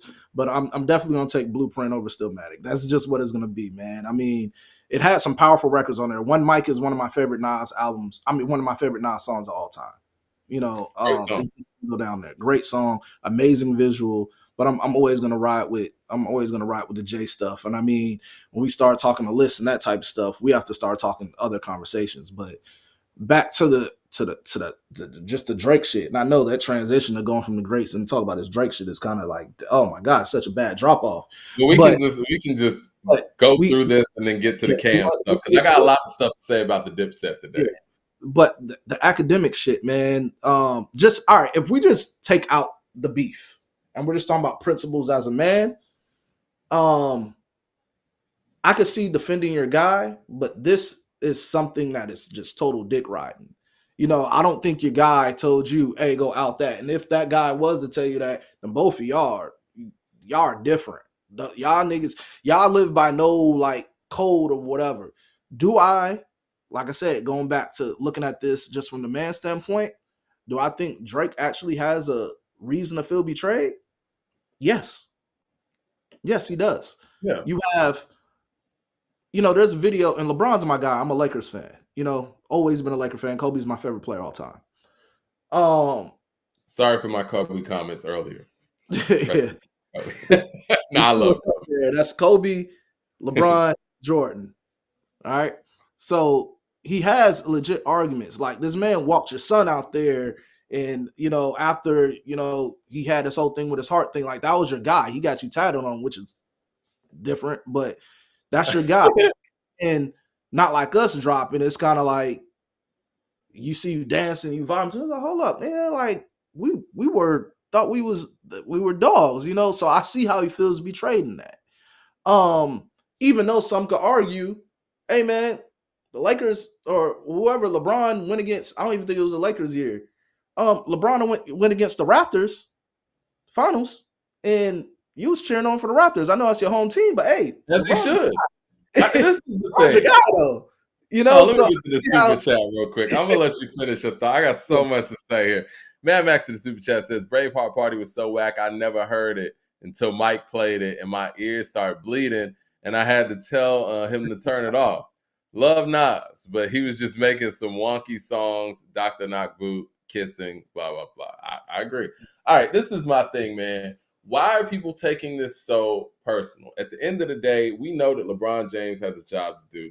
Drake has a job to do. LeBron James is the entertainer, man. Like Drake and whatever him and Kendrick got going on, those two things can be totally separate and exclusive. LeBron plays basketball in Los Angeles. Kendrick Lamar is from Los Angeles. Is he supposed to sit here in front of this Los Angeles crowd and not bop to this record?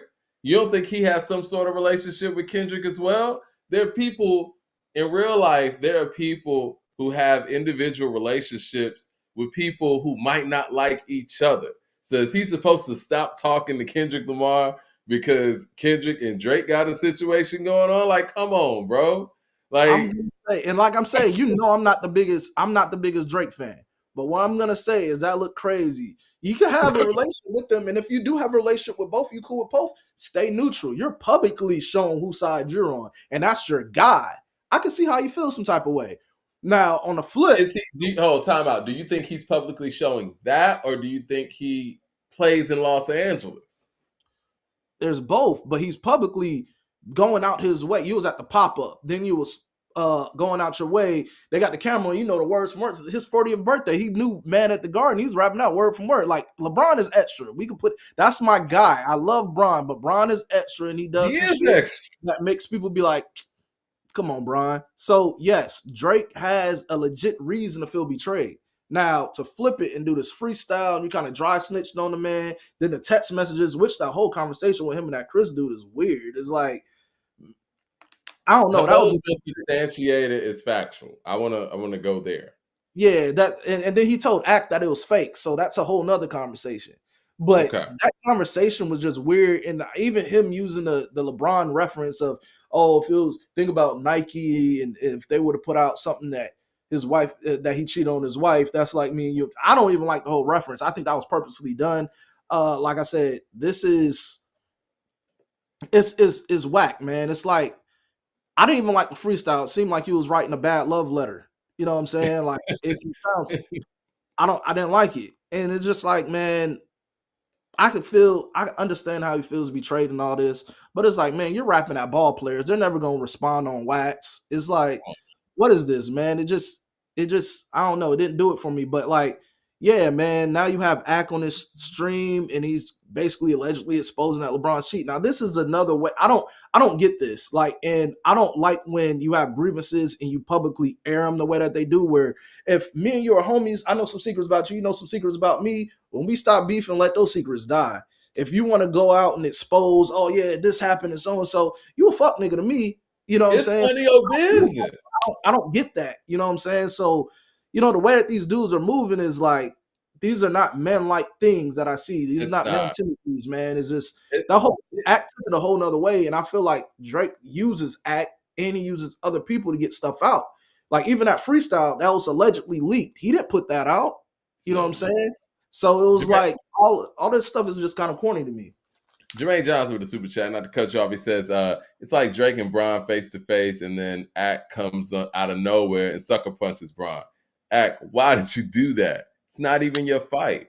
Yeah, And again, like you said, on some man shit. At the end of the day, man, like it's none of your business. And I think that the fans, the followers, or whoever's on social media, whenever, at least for me, whenever I see somebody sitting here, quote unquote, exposing some text messages and screenshotting text messages, I don't think anybody respects that. That's some whole shit, period. Like, I I respect. mean, if you're having an individual conversation between you and another person, another man or whatever, and you're the person that's in here screenshotting it and putting it out, to me, that screams I'm emotionally unstable because I don't understand how you think people are gonna see that and be like, "Yo, I'm rocking with that." That's corny.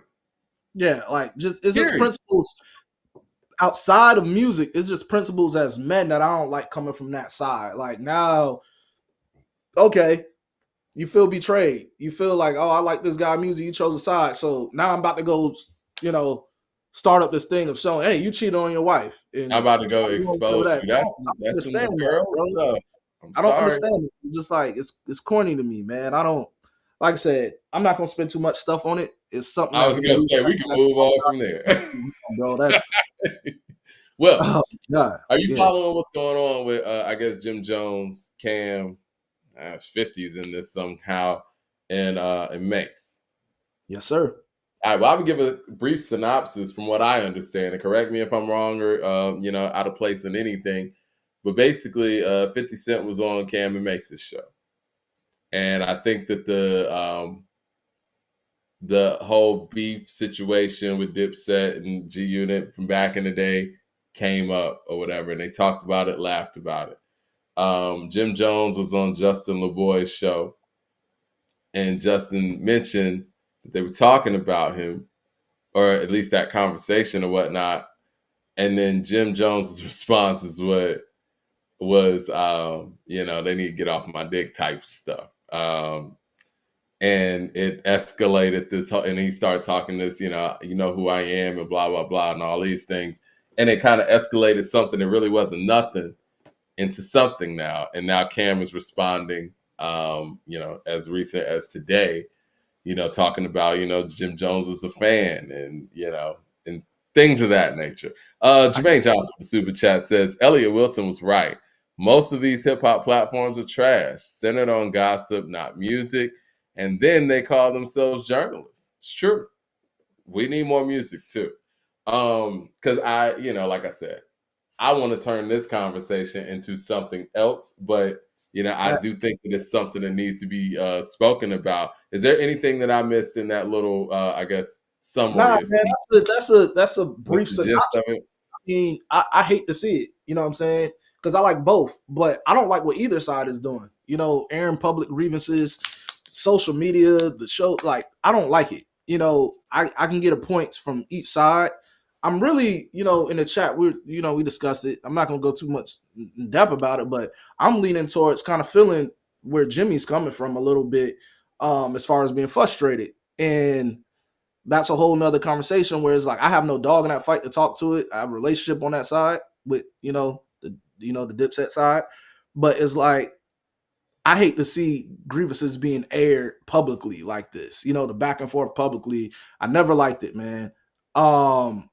And depending on who you like, that's what side you're gonna rock with more. For me, I have no dog in the fight. To me, it's always bad to see this type of stuff happens with people that had close relationships with people with each other for X amount of years. It's just come on, man. They too old, bro. So it's like I hate to see it go down this way. You Mad know? Max with the super chat says Cam told facts on Jimmy. Everyone in NYC knows this. This is what I thought, man. And I was correlating hip hop with sports, basketball specifically. I feel like, man, Dipset, what a great movement, man. All those guys played their individual parts. And everybody, I want to say to a certain extent, all three of them overachieved. Like I remember Cam in the Confessions of Fire days, Yeah. sex, drugs, and entertainment days, like he was dope, but he hadn't really found his stride, right? I think on Come Home With Me, when, and I got to give Dame credit for this too, with that whole move of connecting Cam with The Rock, like Cam found his lane and he found it and doubled down on it and found his voice too. And that set the building blocks for the Dipset movement to become what it became. And Joel Santana was right there, like he was ready, he was on deck, he was, he delivered whenever he needed to at that point. And then when that momentum started to kind of falter a little bit, here comes Jim Jones as like probably the biggest surprise of the three. Like I had no idea that Jim Jones was going to become what he became. And he went out there and independently did his thing with Koch. He had probably the biggest record of all of them, you know what I mean, with balling. And then he was able to be like to a certain extent, a pioneer when it comes to like that whole hip hop DVD type of era where, what I'm saying, where rappers were doing the internet stuff, if you will, for lack of a better term. And then the Love and Hip Hop stuff, like Love and Hip Hop is centered around Jim Jones, if we're being honest about it. But saying all that to say, those guys kind of remind me of like OKC, man. Like Cam is KD, Santana is like Westbrook, and I feel like Jim Jones is like James Harden. Like no one knew. I mean, we knew that James Harden had talent, but no one knew that James Harden was going to become what he ended up becoming as that sixth man. Like I looked at Jim as almost like, I don't want to say the utility person, but we never really looked at Jim as the rapper like that. But for him to come with all of the efforts that he came with and come with all of the work that he came with, I wish this conversation would have been placed differently because it came across, I guess it could come across that, it's sliding Jim to a certain extent because you got all the people over here, you know, Kiki or whatever, and then Jim is over here kind of getting secondhand information. I feel like, in these conversations, it would have been great if all of them could have been there having that conversation. I mean, we know the history and we know how far back all of these guys go. We know even when Jim Jones and Mace were having issues, when Cam and Mace were having issues.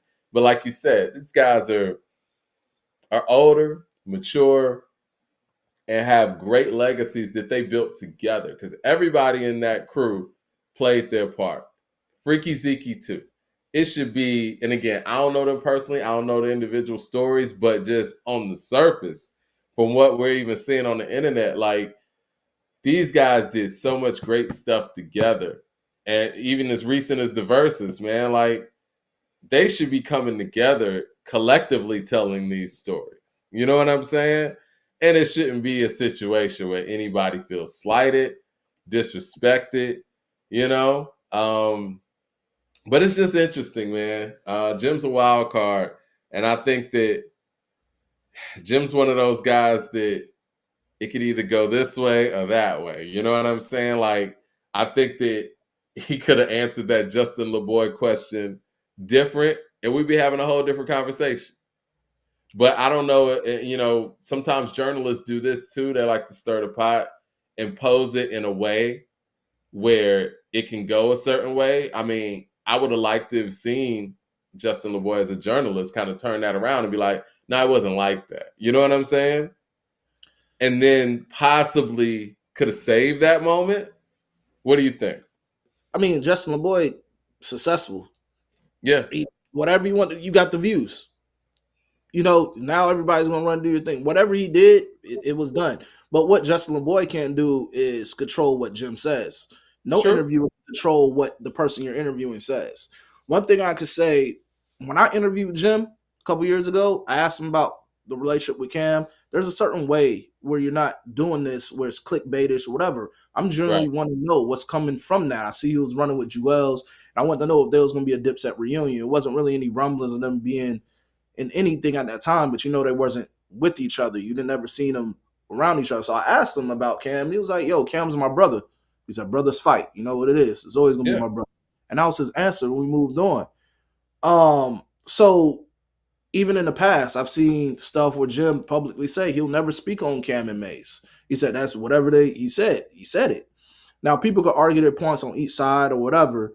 But I feel like Jim wears his heart on his sleeve. And when it gets to a certain point of him not saying something, it comes out the way it comes out. And it's, you know, and I feel like with Cam has a way of when there's feuds or when there's stuff going on internally with them, it goes into a point of probably saying some things that you probably can't come back from the other person. Yeah.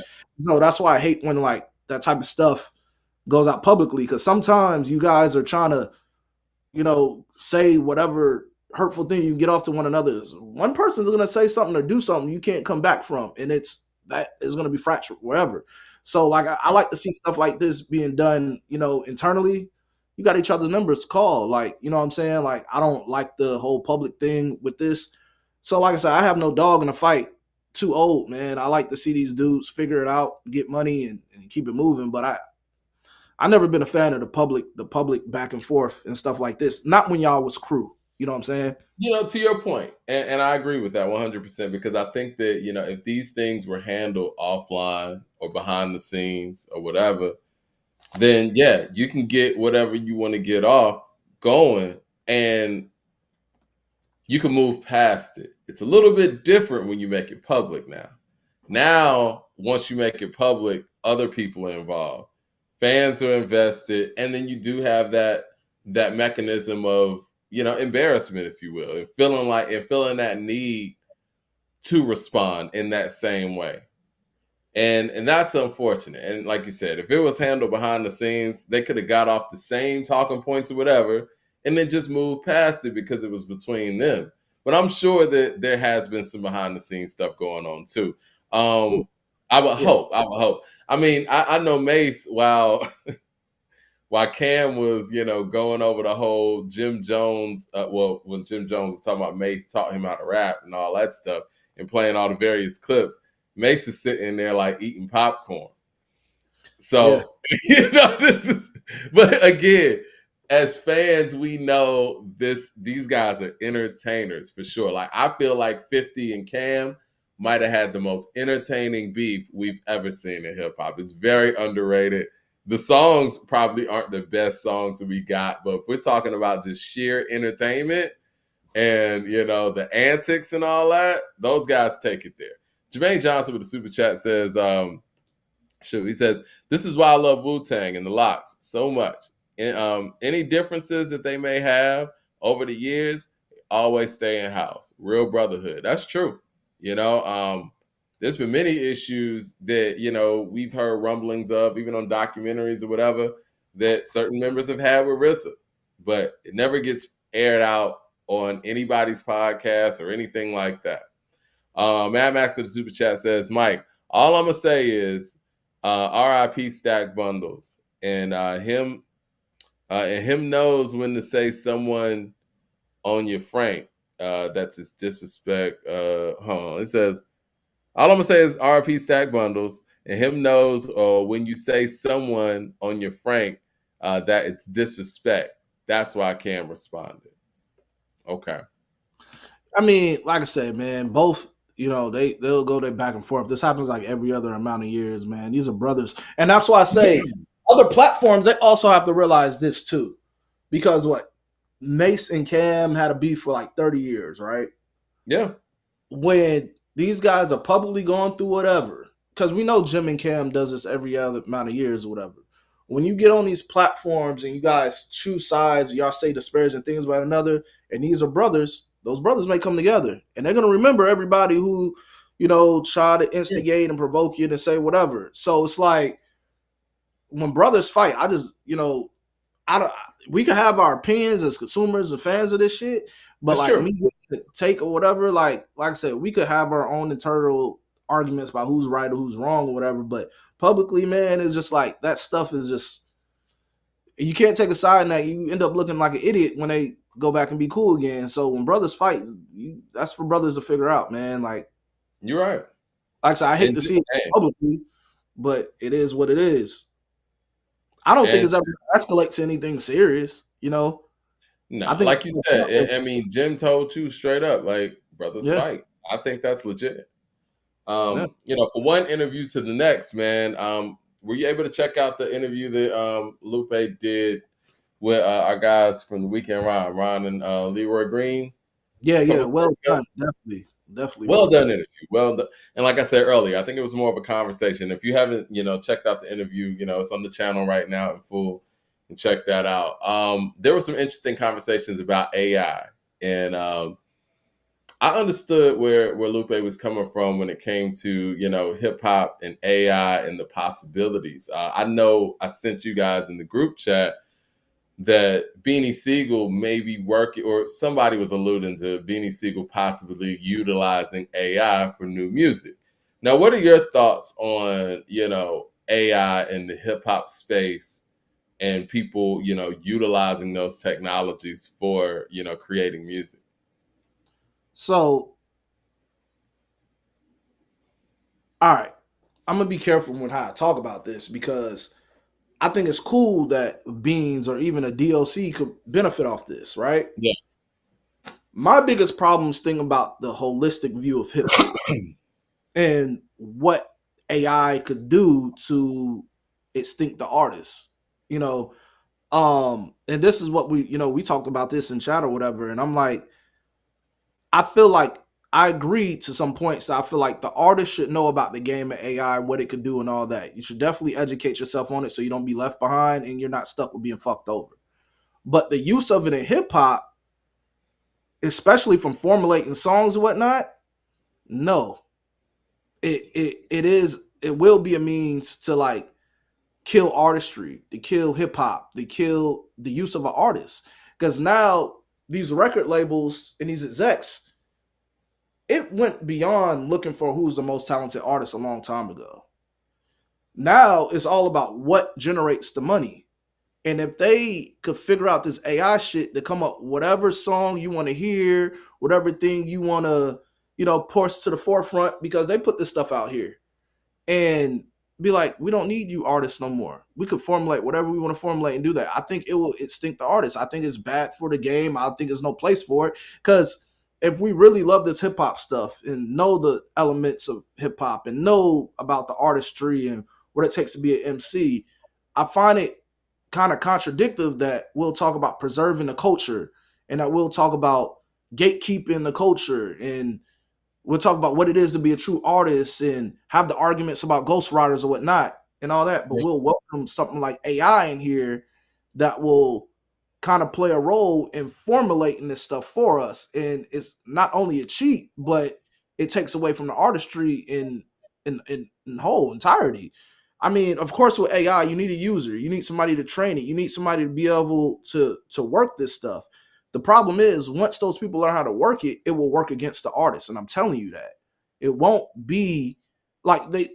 I feel like they already tried to experiment with this beforehand. I don't know if you guys know about this, but follow me here. There was an AI artist that made a Mm-hmm. lot of like noise like a few years ago, and it basically got deaded because they said he said some racist stuff or whatever. But it's Hold on. I remember what you were talking about. I yeah, know what you're talking about. It's FN Mika was the AI artist and Capitol Records signed, and so there were images of FN Mika, the AI rapper, the robot rapper, or whatever, getting beat up by the police. yeah, And that was the offensive stuff that they were saying caused them to, I guess, drop him or dead the project. But yeah, it's probably a bunch of BS. I think there was negative that was responses the to the test. record. Yeah, he was moonwalking out there. He was doing all kinds of stereotypical rap stuff. Now, I do think that when you delve into those realms, and I agree, it was a test. Let's think about this. If you have an AI rapper or robot rapper, however you want to look it up, I mean, however you want to look at it, and yeah, if you guys want to look up what I'm saying, it's FN Miko, it's MEKA. Capitol Records actually signed this artist. Now, where do the budgets go? Right? If you have, it's like you go to Walmart, you got the self checkout machine. You get a self checkout machine, you only got to purchase that one time. You don't have to pay that hourly. You don't have to, put no health insurance on that or anything, right? So let's look at a record label being able to sign an AI artist. They don't have to get that artist a budget. They just pay the person that is feeding this artist ideas, right? And we're Mhm. talking about show money. I mean, how are you going to pay an AI artist to go out there and do a show? Who gets paid from that? Right. You know what I'm saying? And so, yeah, that does undercut artists. So you got an artist coming out there who's making their shit and actually working and actually going to shows and putting in that time, effort. And then you got the promoter saying, well, the fans like this AI rapper and I ain't got to pay him shit. So I'm not paying you anything. I'm not paying you to do this show. I use this example in the chat when I said like if they'll take an artist like okay, we can use Beans for example. He said he wants to. There was a clip of the AI verse or something on something he did. So say if Beans uses AI to enhance his voice to get it back sounding like how it was on record, right? Right. What if that becomes a smash, right? What happens when it's time to go perform this? Because people are going to want you to perform.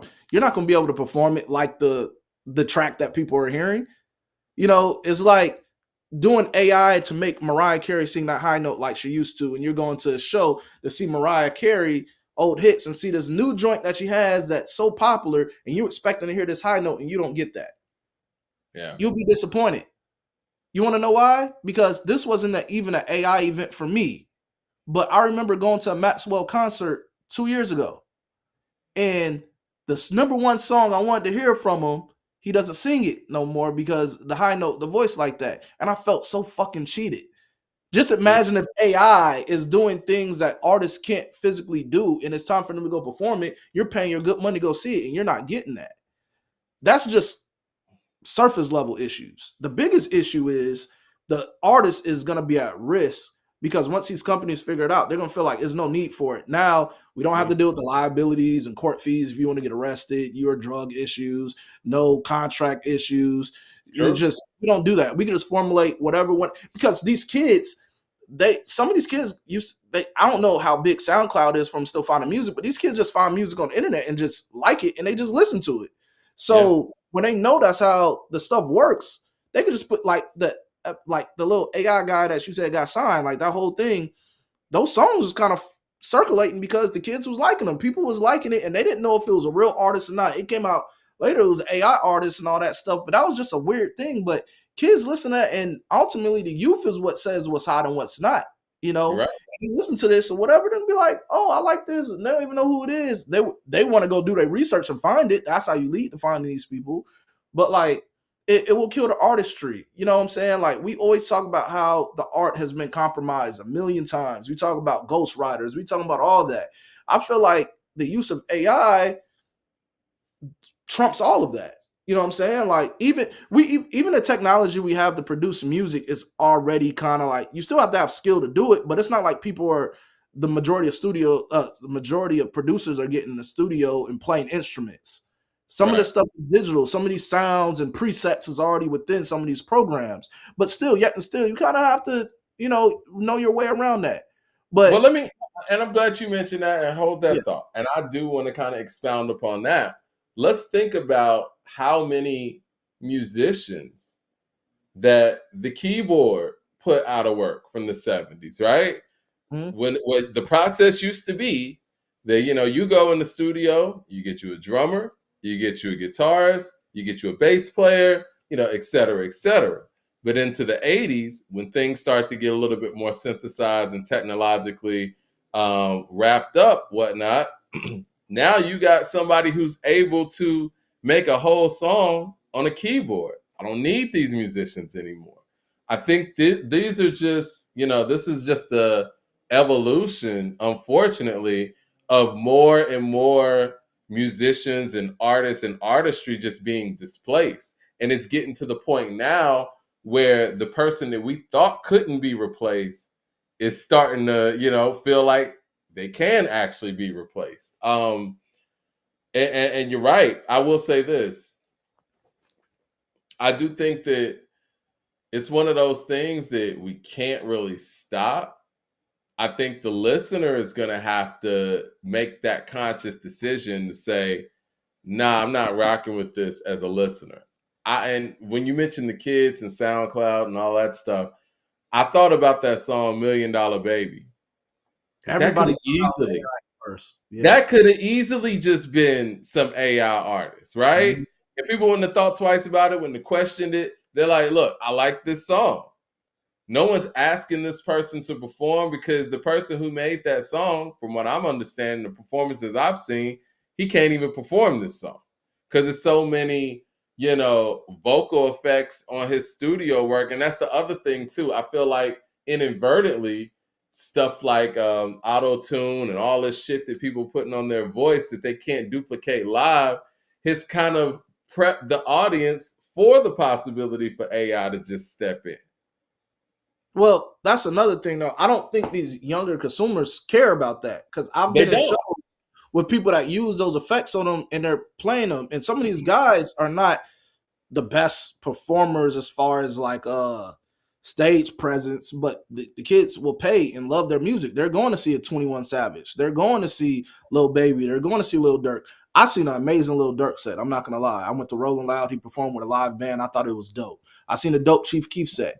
Yes. But what I'm saying is like I don't think the kids care about that. Like people were saying that at some point about T-Pain, like can he perform without an auto tune and all that stuff? And T-Pain has proved to be an amazing performer and can sing without the auto tune. I think the nature of the sound and effects, you do have a point. It does give an expectation of what an artist sounds like. That's another conversation.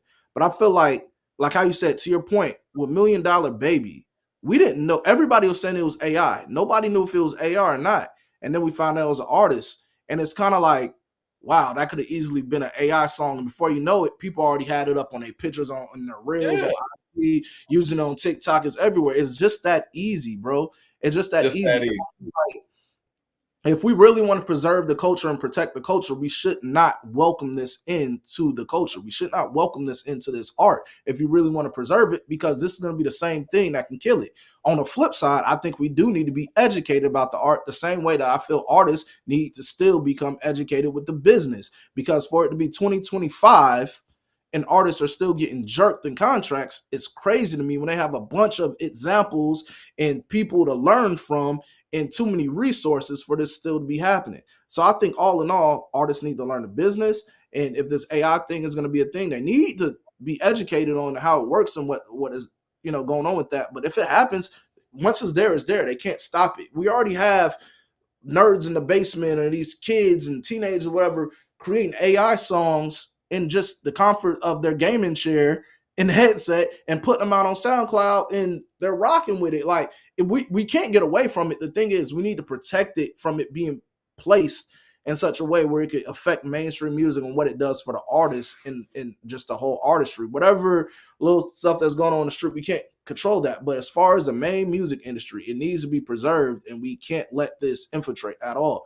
because it can make the artist useless and it could basically kill the artistry. I'm just gonna be honest with it. There's I no. agree with that. But I think what I got from the conversation that Lupe had with Ron and Leroy was the fact that he really is leaning in towards, using it for good, right? And using it for people who are no longer here. Juice World was a person that came up, and just being able to maximize on, what Juice World could have done with his catalog. But I will say all this to say,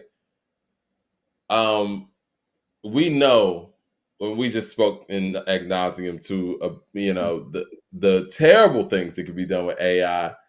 And we know that AI is going to happen anyway. What do we do as consumers to, I don't want to say stop this, because we can't stop it. What do we do as consumers to make sure that this doesn't totally take over artistry? The sad thing, Mike, is I don't think there's something we can do, because the Yeah. the the real majority of consumers this newer music is not guys our age. You know what I'm Right. saying? We're the ones that's really supporting these artists in the fashion of how they do.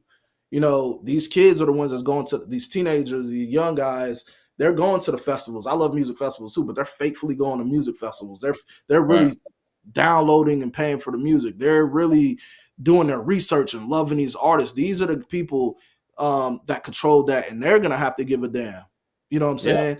And I don't think they're the ones that care about the art of this. They just like hearing shit that's a bop.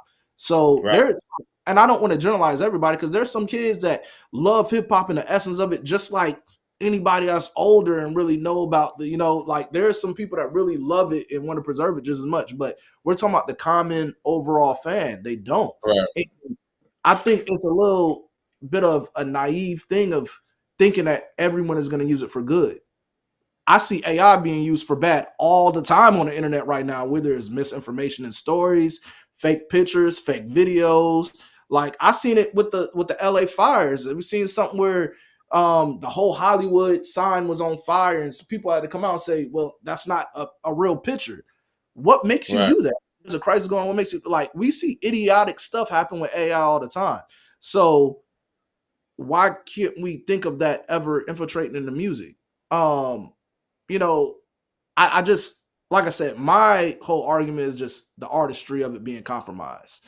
And we already have stuff that's already kind of digitized. Like, I DJ, but I don't have vinyl and all that turntables. I have a DJ controller with Serato. You know, You cheating, man. everything is already digitized to us in a sense, musically, from the producers to the DJs or whatever. AI being a next step will kill the art. We have to find a way to preserve the art. I'm down for technology, improving things or whatever, but when you start talking about things as far as the artistry, and that's the thing that we loved about artists. Like, when we talk about a Scarface or whatever, or certain people, we like their voices, right? So when you start integrating AI, we're not getting the raw, authentic feel. Imagine, like, Tupac has one of those voices that just commands when you listen to records, right? You Right. can't duplicate that. People who have tried failed. I remember Lil Zane. He was trying to rap like Pac in the beginning. Some I just people had a love lot to say about it. Yeah, there's certain things that can't be duplicated. So you don't get that. It's not authentic in AI. You know what I'm saying? Like, yes, Beans and DLC, that unfortunate events that occurred where they lost the voice and stuff like that, but that makes us just appreciate the bodies of work they have out before. You know, This is where I stand on it. I do think that it's something that we can't stop, and I do think that it's good to have people in there who are trying to utilize it for good. But I do feel like this too. And it's just it's a copycat league, and the music industry is one of those things where if something works, people are going to go out there and just double down on it. And I do think if they utilize AI to the point where they're just abusing it, like people abused auto tune and all that stuff, I think Mhm. it creates an open lane to bring shit back, right? Just like what we saw in the Shiny Suit era. Like Mhm. DMX's success was due to the fact that shit got too pretty. You know what I'm saying? And here comes this guy to turn things back around. And I think same thing happened with 50. We Get Rich or Die Trying. Like the game was kind of in a real quiet place, just like where we're at right now. And boom, he comes with this atomic bomb of an album. I do think that if AI does take over and takes over the artistry and the artists and the new music that we're hearing, I think that does create um, it creates an opportunity for movements. But my only worry in that situation is how is anyone going to be inspired to do that type of work and to go that hard when everything's being made so easy? One of the things that Lupe said in the interview that I thought was very great, he was talking about, what he teaches his students, like about scarcity, right? He's like, Mhm. if you had to go out there and make the pen, and I'm paraphrasing this here. If you had to go out there and make the piece of paper that you're writing this rhyme on, and make the pencil, make the pen or whatever, you had to make all of these elements before you could even sit there and write down a rhyme. Once you go through that 17-hour process or whatever it takes to actually make that piece of paper, what are you going to put on that piece of paper? You're going to make sure what you put on that piece of paper is important, because if you don't, you got to start all the way over again. And I think that what has happened with technology, and we're not even talking about AI, we're just talking about the ability to upload, the ability to make a track, the ability to actually record. There's no level of scarcity. So it's like people are just going to put down whatever. I remember, man, like I'm aging myself, but to actually make a record, man, you had to actually go get some studio time. You had to pay for that studio time. You had to have an engineer in there, and to come out with something, and you weren't going to go in the studio and just record no bullshit. But now, if you're able to just, get a program on your computer, get a little mic or whatever, and you can just record whatever, and you can upload it to SoundCloud or whatever, like that level of intent and the level of quality is just not going to be there at that same level. Now that's the only thing I worry about if AI takes over. Like, who as an artist is going to do that work to reverse this Well, when everything's made so easy? just because that I feel like that's different when we're talking Yeah, about AI versus talking about like the newer technology where you can virtually record a song in your room. Because there's still quality that comes out of that as well. right, Not right. all. I guess what I'm saying though is like if AI takes over, right? Who's gonna do that work to say, you know what, I'm gonna take shit back. We're gonna really put in the work to compete with this AI stuff. Like everything's made so easy for you now. It's like, why would you go the long route? You know what I mean? Oh yeah, I mean, and we kind of see that done with music now. Like when Yeah. something works, everybody hops on the train for it. I mean, it became such a monkey see, monkey do. Not only with the artists, but also with the labels. They're looking at, oh, this artist is successful with that. Let's try to reduplicate that.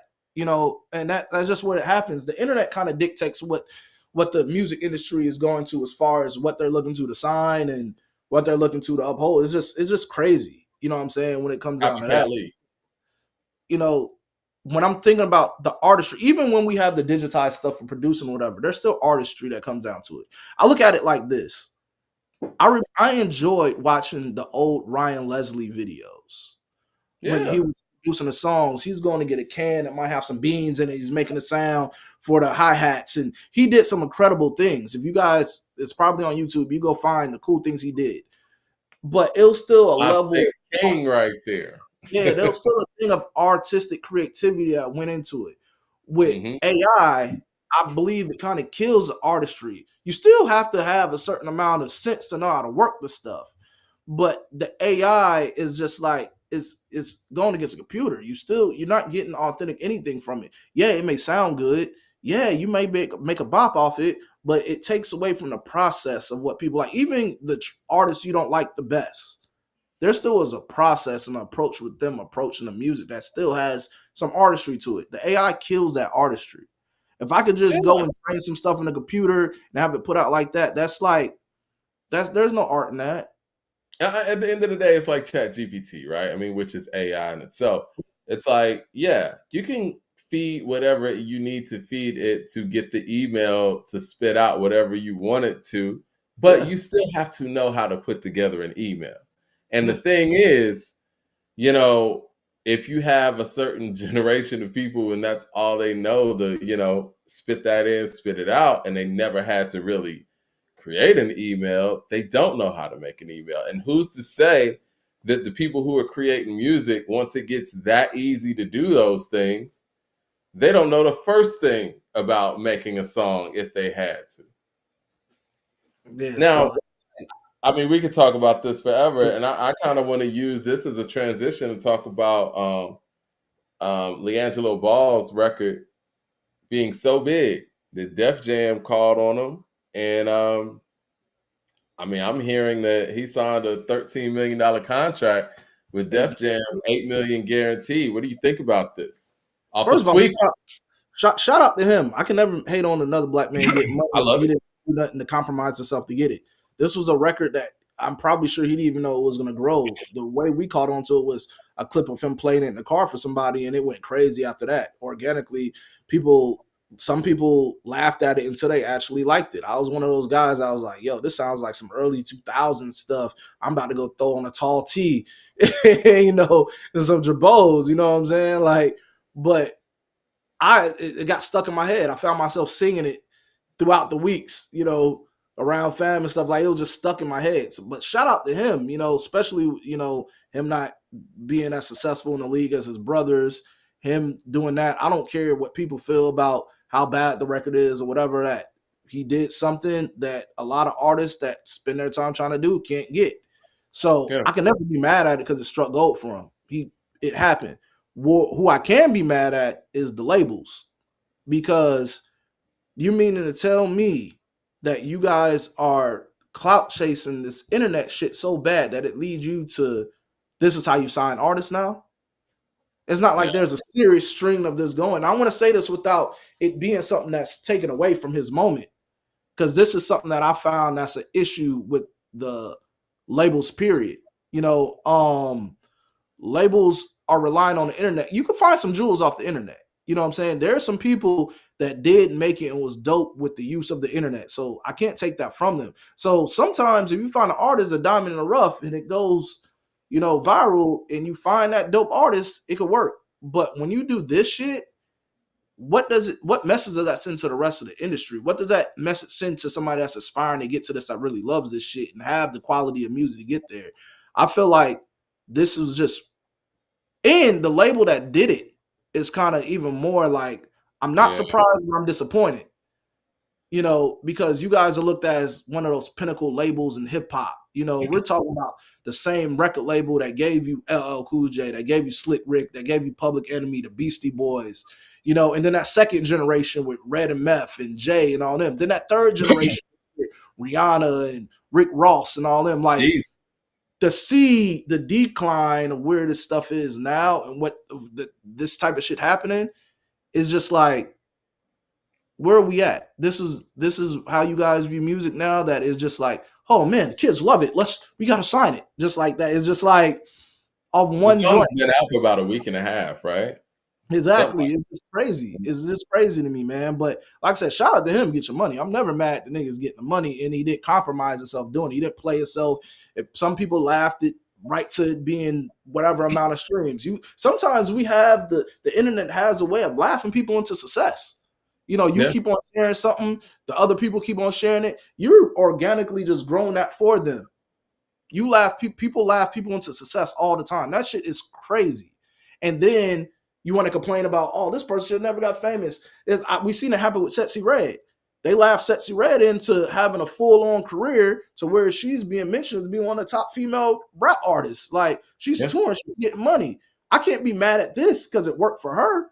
She's kept to what she wanted to do. It worked for her. I'm not mad at her. Who we need to be mad at is these labels and how they dictate what they think is what the culture needs and stuff. Like, this is just kind of crazy how they do this. I can never be mad at them for expressing their art. We either don't like it or not. But the labels, yeah, they have a part in this fuck shit. And it loses the credibility of what the labels are here for and what they find as being talent that needs to be pushed to the forefront. Now, I wasn't even going to take this position because I like the song Tweakers. I did a video about it, and I thought that, LiAngelo, delving into his nostalgic big timers, New Orleans bag was dope. It was perfect for the time. I think he was showing appreciation. It's a dope song. I do agree with you when it comes to Def Jam and the other labels out there. Now, I know this personally. These labels have rosters of talented artists that they know have talent and that they keep waiting in the wings or on the shelf or whatever, or in management deals or, contractual obligations. You guys think that, and I don't know this to be fact, but let's just be honest here. When we got all these competition shows, these singing shows, and these folks that go out there and who are given a platform by these shows and given notoriety by these shows, you don't think that they have any management contracts going on with these labels already? These are artists that are already on the show. Saying all that to say, there's so many talented people that they could be investing in, and obviously they have the money to do so. We're looking at this contract with LiAngelo, which I'm proud of him for receiving, which is dope. But that shows you that the machine and these labels do have the money to invest into talent that is out there, but they refuse to do so because they either don't have music people at their labels, they don't have people who are willing to go out there and actually do the job of cultivating talent, developing talent, putting out quality material and pushing it to the masses. They're not willing to do that. What they're willing to do is see something that's viral and put money behind that so they can get their money back. Now, how does music grow from that? How does that artist that could be out here musically changing the world, how do they get that opportunity to do so? Like we've seen artists be able to do so in the past. I will say this, man, and I know they want to sit there and blame, the consumer for not buying records anymore. At the end of the day, the consumer still pays $9.99 a month for their streaming subscription. I don't want to hear the music industry cry foul, cry broke. If you have a problem with the fact that Spotify is utilizing your catalog, pull it like you do on TikTok. If you got a problem with that, at this point, you guys are just lazy and you don't have qualified people in your offices who are willing to go out there and do the work that many of the executives did in the past to create dope albums, to sign talented artists. Like you said, we're talking about Def Jam. Let's keep it Def Jam. They went out there and, LL Cool J sent his tape to them, but, Mike, the MCA from the Beastie Boys, heard the tape, gave it to Rick Rubin, called the man in, and they developed this talent who is now LL Cool J. They went out there and signed Slick Rick. They went out there and signed the Beastie Boys. They went out there and signed Public Enemy. And many of these acts at that time, their first couple of records, they weren't hitting out the park on their first try, but they actually sat there and took the time, spent the money, and developed these artists in these acts, and they became the legends that they are. If the labels aren't going to go out there and invest in new talent and new music, this music shit is done. I mean, it just is what it is as an industry. Now, we're going to find talent out there like, when you do open mics and, you know what I'm saying, and see people performing live trying to, get to where they're trying to get to.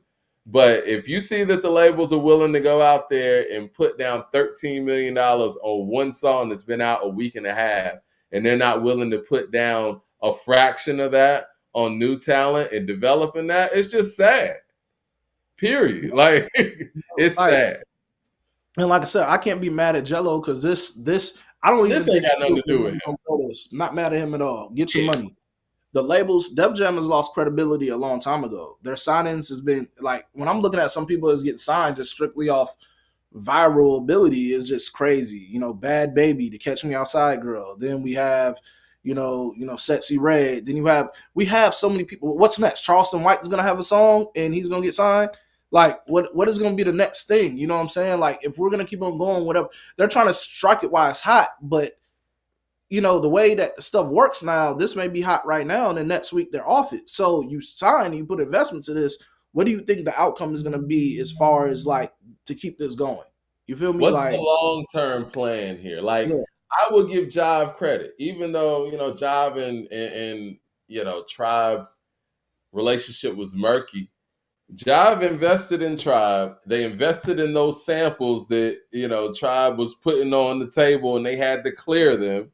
And they did those things so that we could get the great music that we ended up getting. We got timeless music out of it. And I think that I can't speak for other people, but I would imagine that if Q-Tip and Ali Shahi were asked if they would change anything that happened, they probably would. You know what I mean? Like, even though they probably had their ups and downs with the label, we got the great music. They became, legends out of this, and we got endless levels of inspiration. But that all started with the fact that the label was willing to invest in artists and invest in something new and spend that money on artists and not on a viral moment.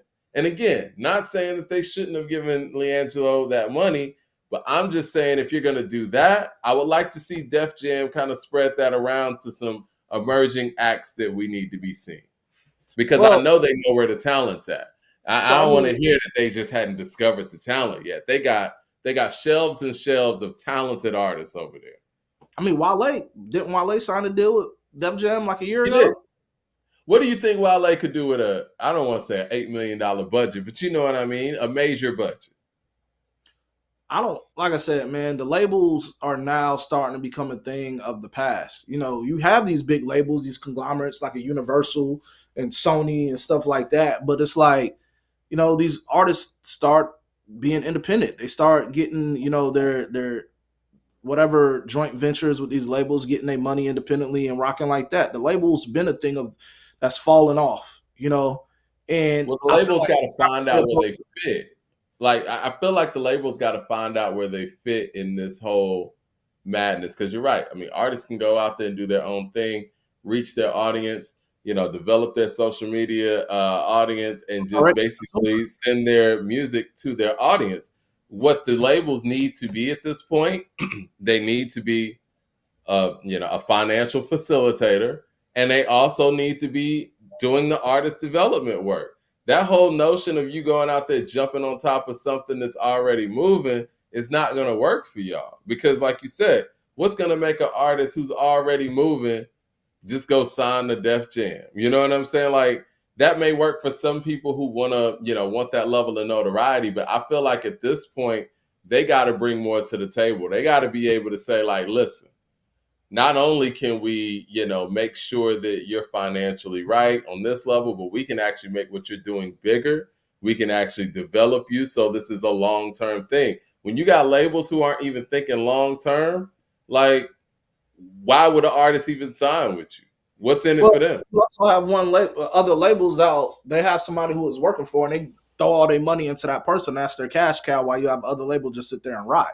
Other Right, artists sit there and rot. You know what I'm right. saying? So you have that going. So the importance of big mainstream music labels, I don't know. I Yeah. like when Nori asked this question on Drink Champs, the artist, who done both. Like, do you like independent or do you like, the machine? And Nori, he always says he's on the machine. He doesn't, he doesn't like the grunt work doing all that. There's some artists that would rather be independent. So I think there's the importance of still having labels, but the way that labels are signing acts, it's kind of crazy. The viral moments and stuff like that. It's just, I don't know, man. It's It's lazy. I mean, again, crazy. it lets you know that there aren't any music people in those buildings. Like, I really appreciate the days when we had all the Face records and you had Babyface and L.A. Reid, who were two music people who were doing music business. Now, did they do the business part perfectly? No. You know what I mean? Like, there are some, bumps and bruises that come with that, but there are benefits to having music people in the office. And I don't think that any of these labels have any music people in the office anymore. I mean, the whole way that they used to sign artists, at least in hip hop in the early 90s, was different. Like, they would have the artists go out there and tell you who's next. Like, you had Redman and Craig Mack out there on the road with EPMD. Like, that was the way to get on, because you had to get close to the artist, and the labels trusted the artist enough to tell them who was next. Yeah. And that's when the labels didn't have hip hop people in there, because hip hop was so new. You didn't really have, a hip hop department that could really give you educated, answers on who to sign next. But at least they tried. Like, now, they're not even trying. They're just going on analytics. And when they see a talent, they're not willing to put down that money if that person hadn't gone out there and basically did their own legwork. Yeah, and And like I'm you looking. said, go ahead. Go ahead. No, you can get what you was gonna say. Get off No, my I word. was gonna say, like you said with Nori, not every artist is gonna want to go out there and do that legwork. There are really talented artists that are really just into the music, and those artists are the ones that are thrown by the wayside when those are the ones that need the label to come in and do their job. The labels. I mean, I'm seeing the instant success. He's already Jello's already being thrown on Rolling Loud. Like I said, get your money, get your moment, milk Yeah. this shit. But for them, like that gotta strike it while it's hot and just think about that quick money. They're not. It's just a bad game for hip hop, man. I don't know where we go from here. We talking AI. We're talking people making it off being laughed in the hits. It's kind of crazy. Well, we One thing, got to end the show on a good note and on a positive note and on so it ain't like all doom and gloom. well, one thing I think that me and you have to. Well, we don't have to, but one thing I'm gonna speak for myself. We had the topic of talking about Lil Baby's album last week. Okay. When the numbers come out, when the number one stats come out, he killed. Yeah. Are we wrong? Maybe. I mean, I think numbers and quality are two different things. I do think that, if you would have asked me last week, is Baby gonna do numbers? Little Baby gonna do numbers? I would probably be like, sure.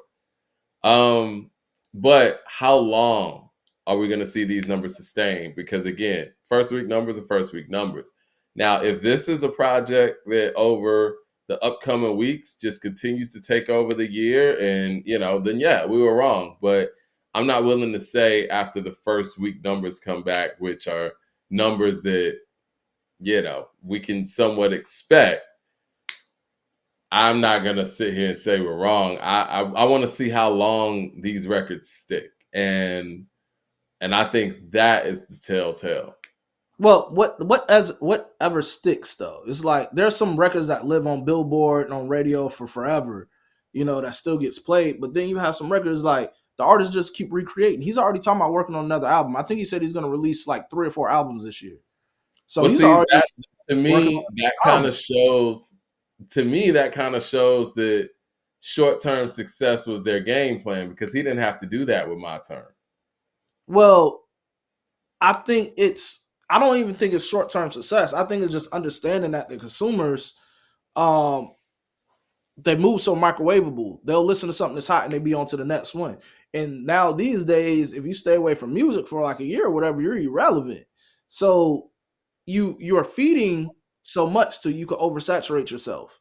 And I think that's the issue. But a lot of these artists figure out they keep on feeding the base, they keep on doing it, and then they may disappear, tour, and all that, and then come with it again. I just kind of feel like they kind of like adapted to that game and knowing how that crowd works. So I'm not mad at him coming with another project.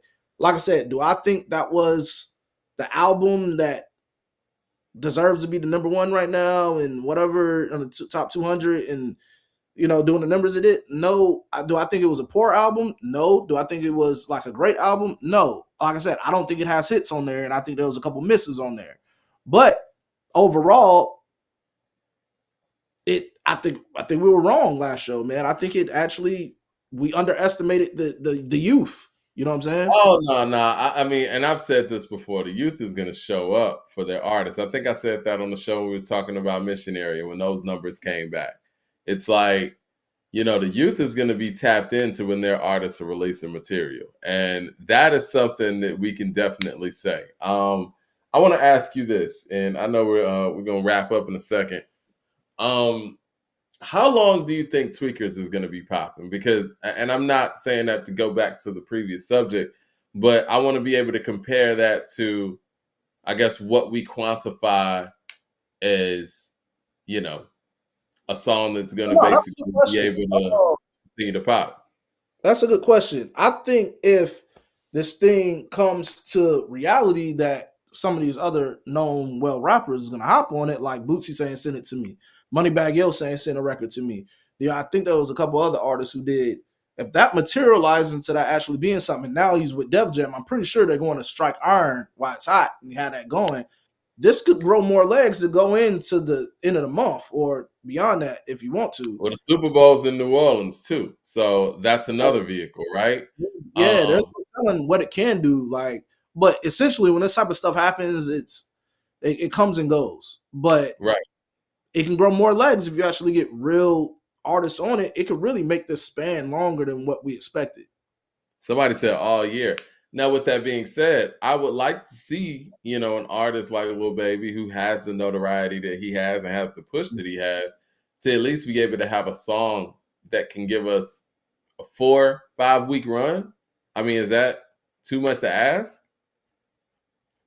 Uh, I, I don't know. Radio is kind of like funny now too because I don't even know it be rapper singles no more. It's like they just pick from something on the joint and they just spin it. Like I hear songs on the radio sometimes. I'd be like, these were the lead singles. Like I guess they go with what There's some radio singles that I hear was obviously those are the rapper singles, but like even radios on the clout thing. You think you're not about to hear LiAngelo Tweakers joint on the radio? Yeah, they're going off of analytics at this point. I haven't listened to radio because I haven't been out in the car to really go listen to it. But I'm telling you, I wouldn't be surprised if I turn on the radio and I don't hear that. They had Glorilla's FNF on radio before she even signed to Yo Gotti.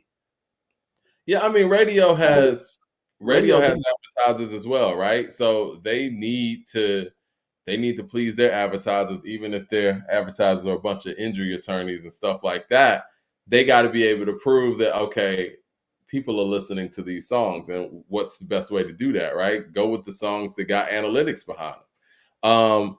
Bleaches with the super chat says, "What do you think about Dan the animator? Never hear you mention his work. I need to get on to him. I don't really know too much about him, but I'm gonna check him out for with sure." that either. Is that you, bro? I You trying to get your stuff on? No, I'm Come playing. clean. I'm about to look him up right I gotta now, go man. peep. Let's see, I'm not. Dan the I'm not familiar. Animator. All it takes is a super chat, right? Let's see, Yeah. Dan the Animator. Better tomorrow. Okay, check him out. Yeah, I'm not hip. All right, but yeah. I like being put on Is there music though anything that too. we missed on this show? Um, I think we hit it on all cylinders right here, man. Like the news cycle, the music news cycle sucked, man. Hip hop, we're in the for the top of the year, man. I know a lot of people kind of stay away from first quarter drops sometimes, but man, we need something, man. We Yeah, need people something. saying Dan the Automator is dope.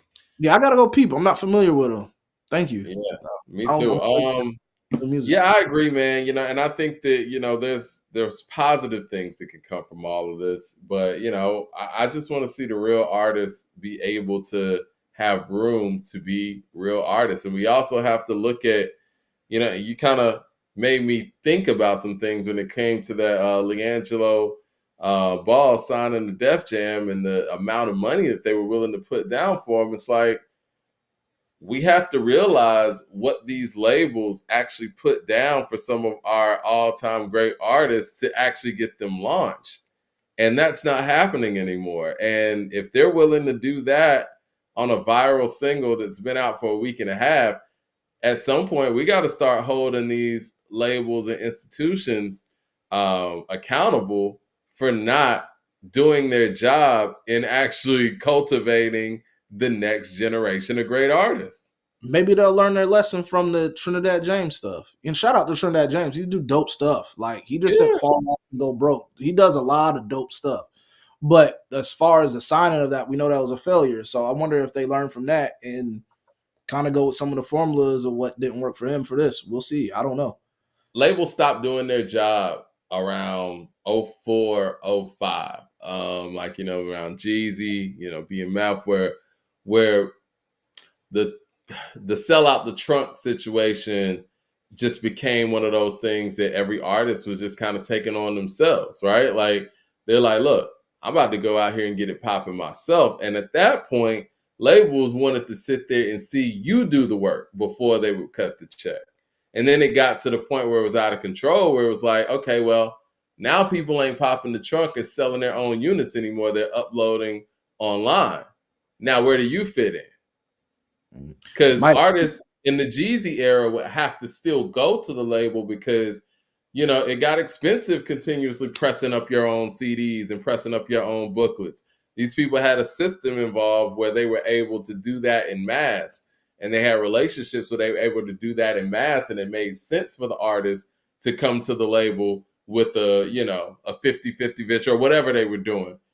But now it's like, okay, well, label, where do you fit in at? And in the sense of them being lazy and putting the onus on artists to do all the work, they phased themselves out. I'm not gonna sleep. What if LiAngelo got like some slaps? Like, Oh, he what probably if he do. really got some slaps done? No, Like, I like LiAngelo. I think that he does, and I think that he could come with something else. I'm just talking about the fact that they got the money to put down, and they just haven't been doing it, and that's fucked up. mm-hmm. But But somebody said I'm still in Stole's takes. Nah, I probably haven't even seen shit. But hey, if we think alike, shout out to you, man. We had something. all right, man. Everybody hit like and subscribe, man. Great conversation, man. I'm Appreciate looking forward to next week's show. Hopefully, we'll have some more music to speak on. But I do want to. You really sparked something in my brain about just the labels and that onus. I might have to dig a little bit deeper into that too, because there's a lot of things that could be changed and that could go in a positive direction if the labels do the right things and do some of the things that they used to do, I and think get we're real music people in the room. I think we're past that, man. It's all about the money. It is. Let's go get us a Court and Hip Hop viral hit, man. Let's go get this money. Right. I know Def Jam's listening, man. We got a hit on the way. You can go ahead and drop that break. All right, man. I'm gonna holler at you, brother. Y'all have a great night. Hit like and subscribe, and check out that Lupe Fiasco interview, man. Very, very insightful stuff that Lupe was kicking. Yeah, shout out to that. Big ups. And I'm ultimately. Let me make a stance. I am ultimately against what AI can be, but I do understand that it's one of those things that's coming, and we got to figure out how to actually navigate through it. So, I'm not. I'm standing firm. I don't think AI deserves a place in hip hop artistry at all. And don't get me wrong, I like AI. I like Open AI. I don't use Open AI to make graphics, to do all kind of cool things for personal projects and stuff. It's cool, but in hip hop, when it comes to the artistry of this stuff, nah, man. I think it won't work out the way we think it will either. all right, well, there it is. We're gonna holler at you, All sir. right.